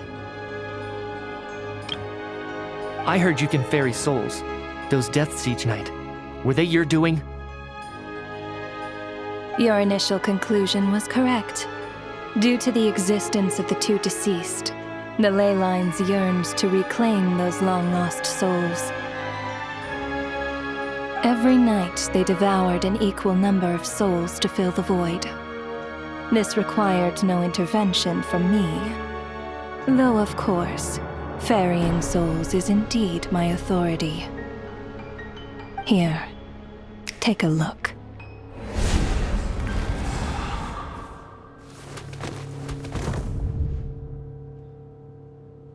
What are you doing? That takes care of today's too. Don't get so worked up. You are already dead, and your souls must return to the ley lines. I know we're already dead. You murdered us, didn't you? Murdered? No. Murder is when mortals usurp my authority. Death is my jurisdiction. If I require someone to die, I need not resort to such laborious methods as murder. You simply met the criteria to trigger my curse of death. I know about the curse of immortality. So there's another death-related curse too? You cursed us? When? And why would you do such a thing? So often, humans pray to me, begging to know when their death will come, and what form it will take. But few people ask why. If you must have an answer, know that death comes simply because one's time has come. So you're not gonna tell us the truth? Hold your tongue. By all rights, you shouldn't even be allowed to speak with me. Those angels from the past are to blame for the reckless renovation of the ley lines here. It's made my work on this occasion infuriatingly complicated. Work? So trapping us here, making us watch our friends die, that's just another day at work for you? You clearly have a lot of questions. Fine. As a reward for your remarkable accomplishments over the past few days, I shall answer a few of your inquiries, provided they aren't too unreasonable. After the physical body dies, the soul must return to the ley lines for that person's death to be considered complete. My work encompasses the entire process of death, including, naturally, the guiding of souls into the ley lines, with which you are now so familiar. You must also be rather familiar with Natlan's Night Kingdom, I presume? It was I who supported the creation of the Night Kingdom. It provided a convenient means of guiding the souls of Natlan. Here, too, the ley lines connected to the theater underwent some modifications. The angels hoped to make them capable of accommodating the souls of some special creations. But this actually hindered their ability to accept ordinary souls to some degree. This effect manifested itself after you died from the curse in the theater, leaving you stranded in the afterlife, unable to achieve a complete death. But if souls who die from the curse of death fail to return to the ley lines within a short window of time, they will miss their chance for good. Then, they will remain forever suspended between life and death, no longer subject to the authorities of either. So if you don't resolve this matter soon, and see all our souls return to the ley lines before long, we'll escape your control. Mitya is sharp. This must be what Renova was worried might happen, and the reason she got involved to begin with. But if you have the authority to guide souls, why didn't you just show yourself and get it over with? Why hide among us in the form of Alosha? You seek to understand the mind of a god. Very well. I'll tell you. This is a theater, and I decided I wanted to watch a show about death. That's why I encouraged you to take the events to the stage. I found myself getting quite immersed. I suppose the entertainment you provided makes up for all the trouble you've caused me by being so defiant in the face of death. There. Are you happy with my answer? Can't say I am. Really? But it fits the stereotypes you humans have about gods. Just moments ago, you were complaining about how infuriatingly complicated your work here has been. Work is work, I get it. There are times when it's a huge pain, but you just have to get it done, right? That's a rather unique perspective for a human. You are in fact correct. There is a pain point in this case. Due to the obstruction in the theater's ley lines, there is a hard limit on the number of souls they can receive each day, making it impossible for me to ferry all your souls at once. Revealing my identity too soon would inevitably have led to futile resistance, and there was a risk that any souls who chose to run would disappear. Then there was the issue of the two lost souls you called the deceased. The way you resolved that quandary was all part of my design. That's what I don't understand. If all of us were souls of the dead, what made their presence among us special?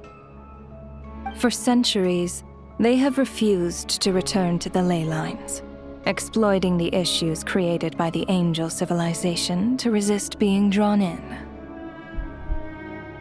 Centuries of obsession accumulated during this process. You may think of this obsession as the resentment of the dead, and in this quantity, it was a bomb that could have detonated at any moment.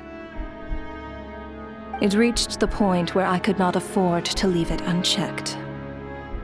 But the only way to fix it was to help them acknowledge their own deaths, make peace with their regrets, and willingly walk into the snowstorm. only then, with my guidance, could they finally return to the ley lines. Otherwise, you would not like to know what the consequences would have been.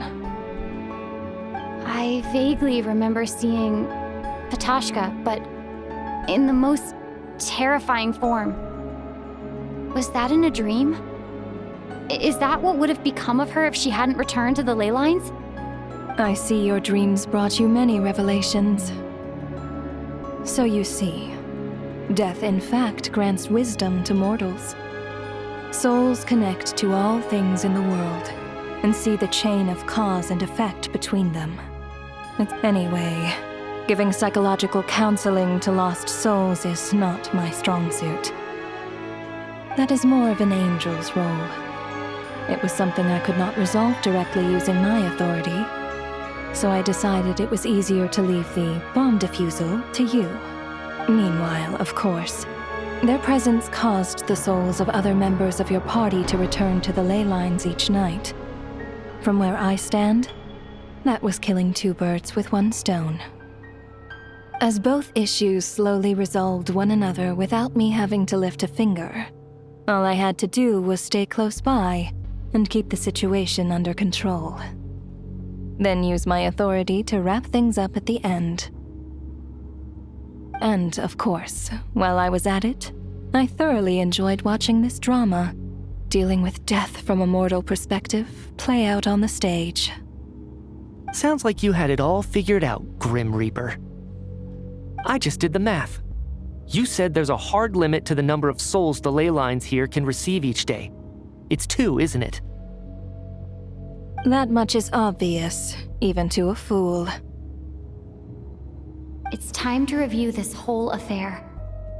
If the ley lines can only take in 2 people per day, I need to go over the deaths from these past few days again.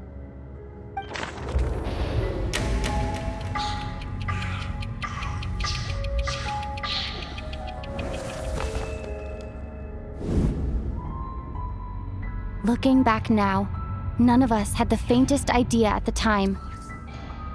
From the moment the staff member named Dimov walked into the snowstorm, the incident had already begun.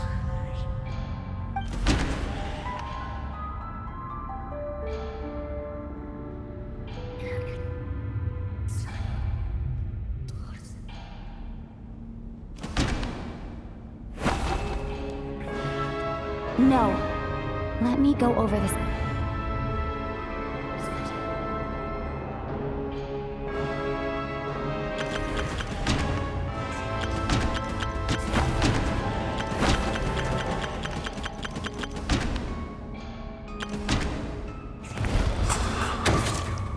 Alosha was the second to walk into the snowstorm after Dimov to investigate. During this process, the ruler of death assumed his identity, making him one of the victims.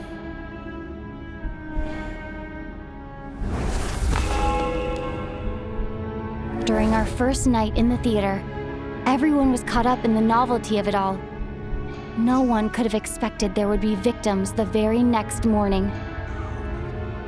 Despite all the confusion, and with the help of hindsight, we finally began to realize that something was amiss with the snowstorm.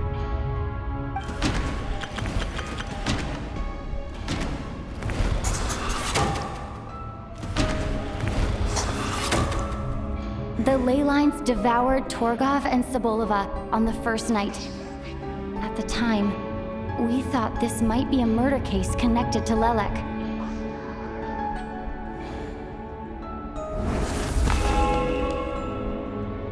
Odette and I spoke a lot that night.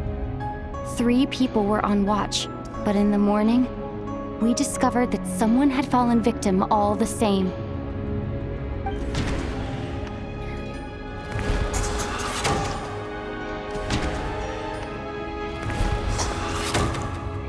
The deaths of Kulish and Ranpana caused everyone to stop suspecting Lelek.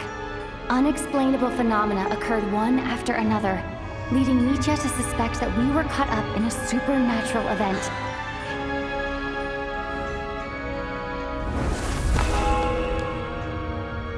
Later, we discovered that there seemed to be an extra person among us, and subsequently discovered the existence of the deceased.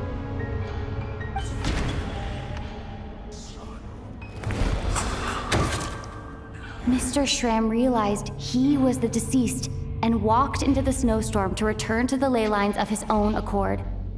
It turns out there really was a dead person among us.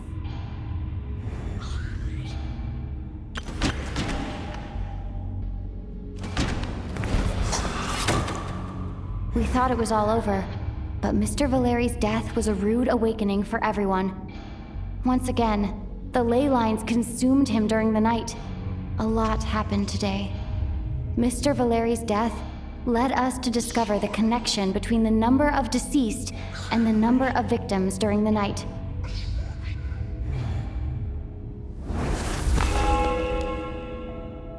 The fact that there was more than one deceased seemed to bring us back to square one. Odette revealed some information she had been keeping to herself.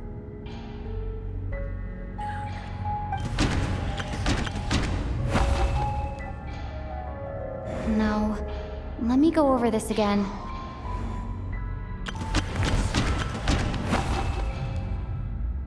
Although Mitya did indeed walk into the snowstorm that day, he returned from the ley lines with the help of Vodyanitsa's requiem. The void in the ley lines hasn't been filled, so let's rule out Mitya for now.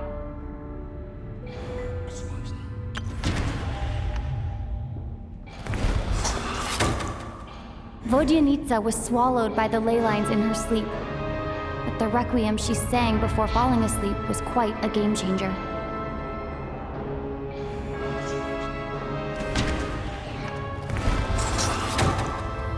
As it happened, Katashka filled the void left by Mitya's return from the ley lines by walking into the snowstorm this morning. The girl I thought was Child's sister, Tonya, turned out to be another of the theater's deceased. Come to think of it, Patashka was about to walk into the snowstorm at that time, and Renova, unaware that Mitya would return, was concerned that her soul would overflow from the ley lines. That's why she used Alosha's voice to try and persuade her to stay behind. Looking back, I suppose that was an early slip-up on her part.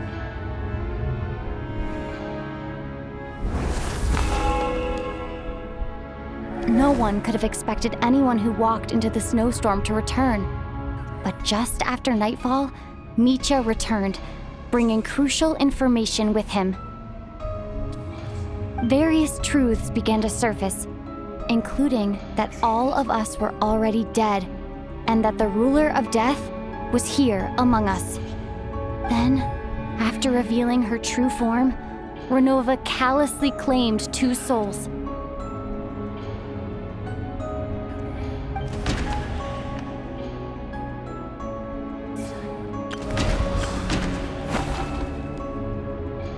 No, let me go over.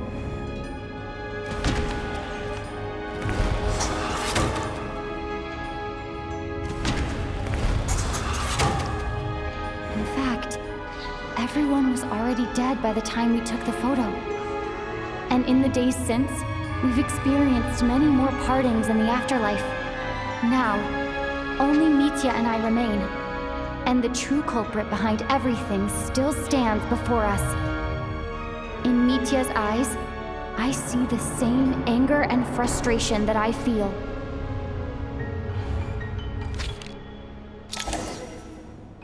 That covers everything. It's all— Your work isn't finished here yet, is it? The Traveler and I are still standing here, safe and sound. The water imp's song threw things off a little, but it is of no consequence. The ley lines have already anchored your soul, and the first ray of light tomorrow morning will take you back. I, meanwhile, need to review my attitude towards the water imp race. So the reunion in the night that Vodyanitsa mentioned, I suppose that was never meant to be a permanent reunion.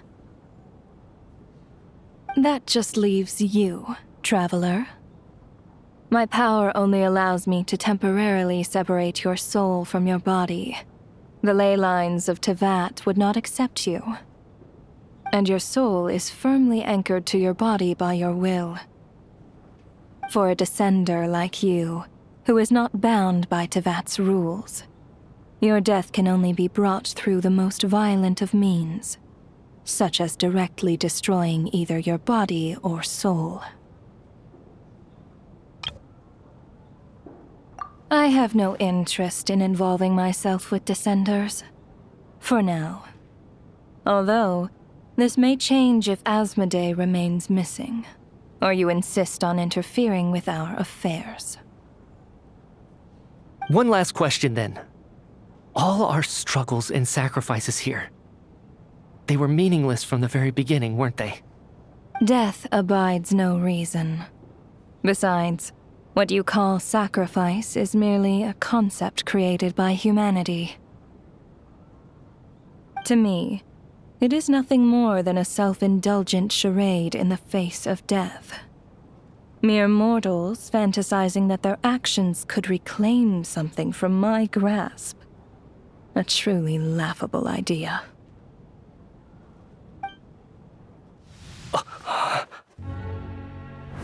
Grim Reaper, you really know how to get on my nerves. I'm not here to ingratiate myself with you. I kill merely because your deaths are necessary. Oh, you've made that quite clear. But humans don't take well to being scorned. Not even by the gods.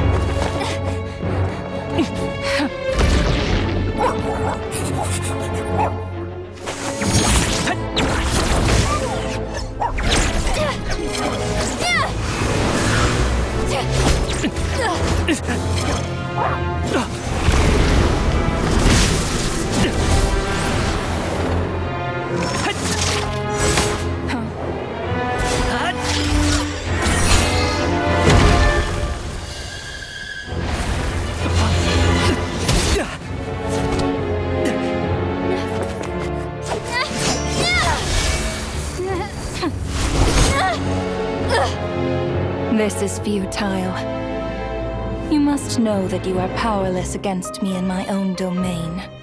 I suggest that you save your strength. For what? Maybe we can't change it. But if nothing else, we can at least teach you to have some respect for the dead. Audacious.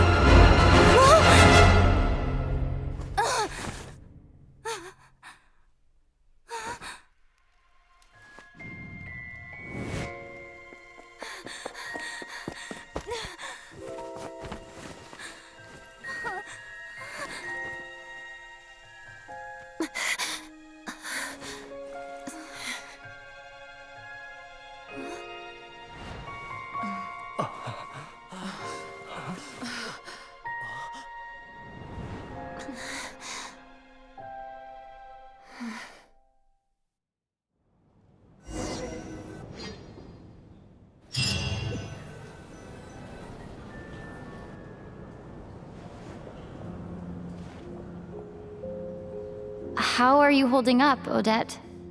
What happened to me? How much do you remember? What do you mean? Is the performance over? I can't seem to recall what happened. Has Odette already forgotten?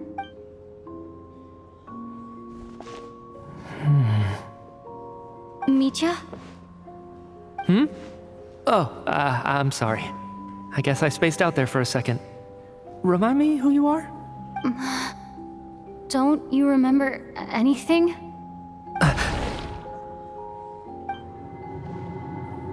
Yeah, I remember now, comrade. Looks like we guessed right. Just like me when Odette found me at the Armory Palace, for some reason, everyone killed by the ruler of death eventually came back to life. Just with one catch. They forgot what happened while they were dead. Odette and the others have already forgotten everything. Why were you able to remember this time? Could this be the reason? You said this is the ruler of death's symbol, right? I don't see anything there. You don't? Huh. Okay, I guess that makes sense. I carved this into my hand in the afterlife, so it's not visible in the physical world. Does that mean I carved this symbol into my soul? What an unsettling thought. Still, at least I get to remember what happened. I suppose it's a blessing in disguise. What about you, though? The ruler of death mentioned that you're a descender? Is that why you can remember? A full explanation would get complicated very quickly, but that's essentially it. Well then, now that it's all over, let's figure out what we've learned. The first thing I notice is that everything here is precisely as we left it, right before our deaths. This confirms that time passes differently in the afterlife than in the real world. They say that right before death, time slows down and your whole life flashes before your eyes. That must be how you know you have one foot in the afterlife by that point. Anyway, clearly the few days we spend in the afterlife probably only amounted to a few short minutes in the real world. This also aligns with previous reports of widespread temporary memory loss among the Armory Palace personnel. Now it seems likely that those were all brief deaths caused by the Grim Reaper's so-called curse of death. To those unaware of the truth, dying and coming back to life must feel similar to a short bout of catatonia. This leaves me with a couple big questions. What are the conditions that trigger this so-called curse of death? And why are we resurrected after we die? If nothing else, I think it shows that killing us wasn't her ultimate goal. We still don't know her true reasons for subjecting us to death. Right. This time only got complicated because of the situation with the theater's ley lines. That's why she had to approach it differently. If the previous incidents of amnesia among the researchers are anything to go by, killing us is usually a pretty routine matter.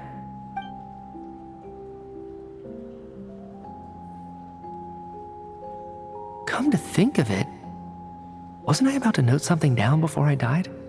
I can't remember what it was, but I think it was something related to my research project. Sorry, Traveler. I'll catch up with you again later. Right now, I have to make a trip back to the Armory Palace. Ma'am, if I may, no one of your description has ever shown up in my investigations into Mr. Mitya's friends. Yet, you two seem very familiar with each other. Could you perhaps tell me where he was in such a rush to get to?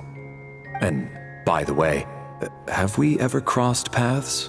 Forgive the presumptuousness, but I feel a vague and indescribable sense of familiarity about you. I can explain everything. Could you help me gather everyone in the theater in one place?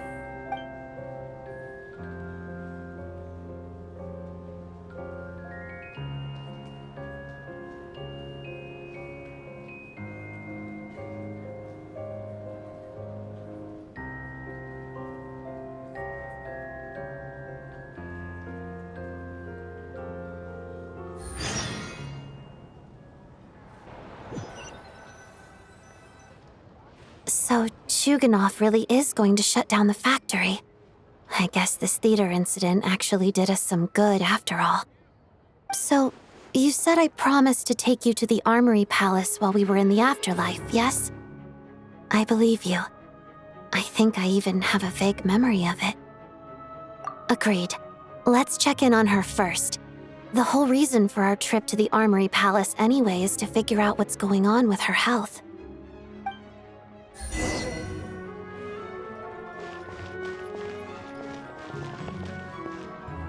Game's up. Fun's over.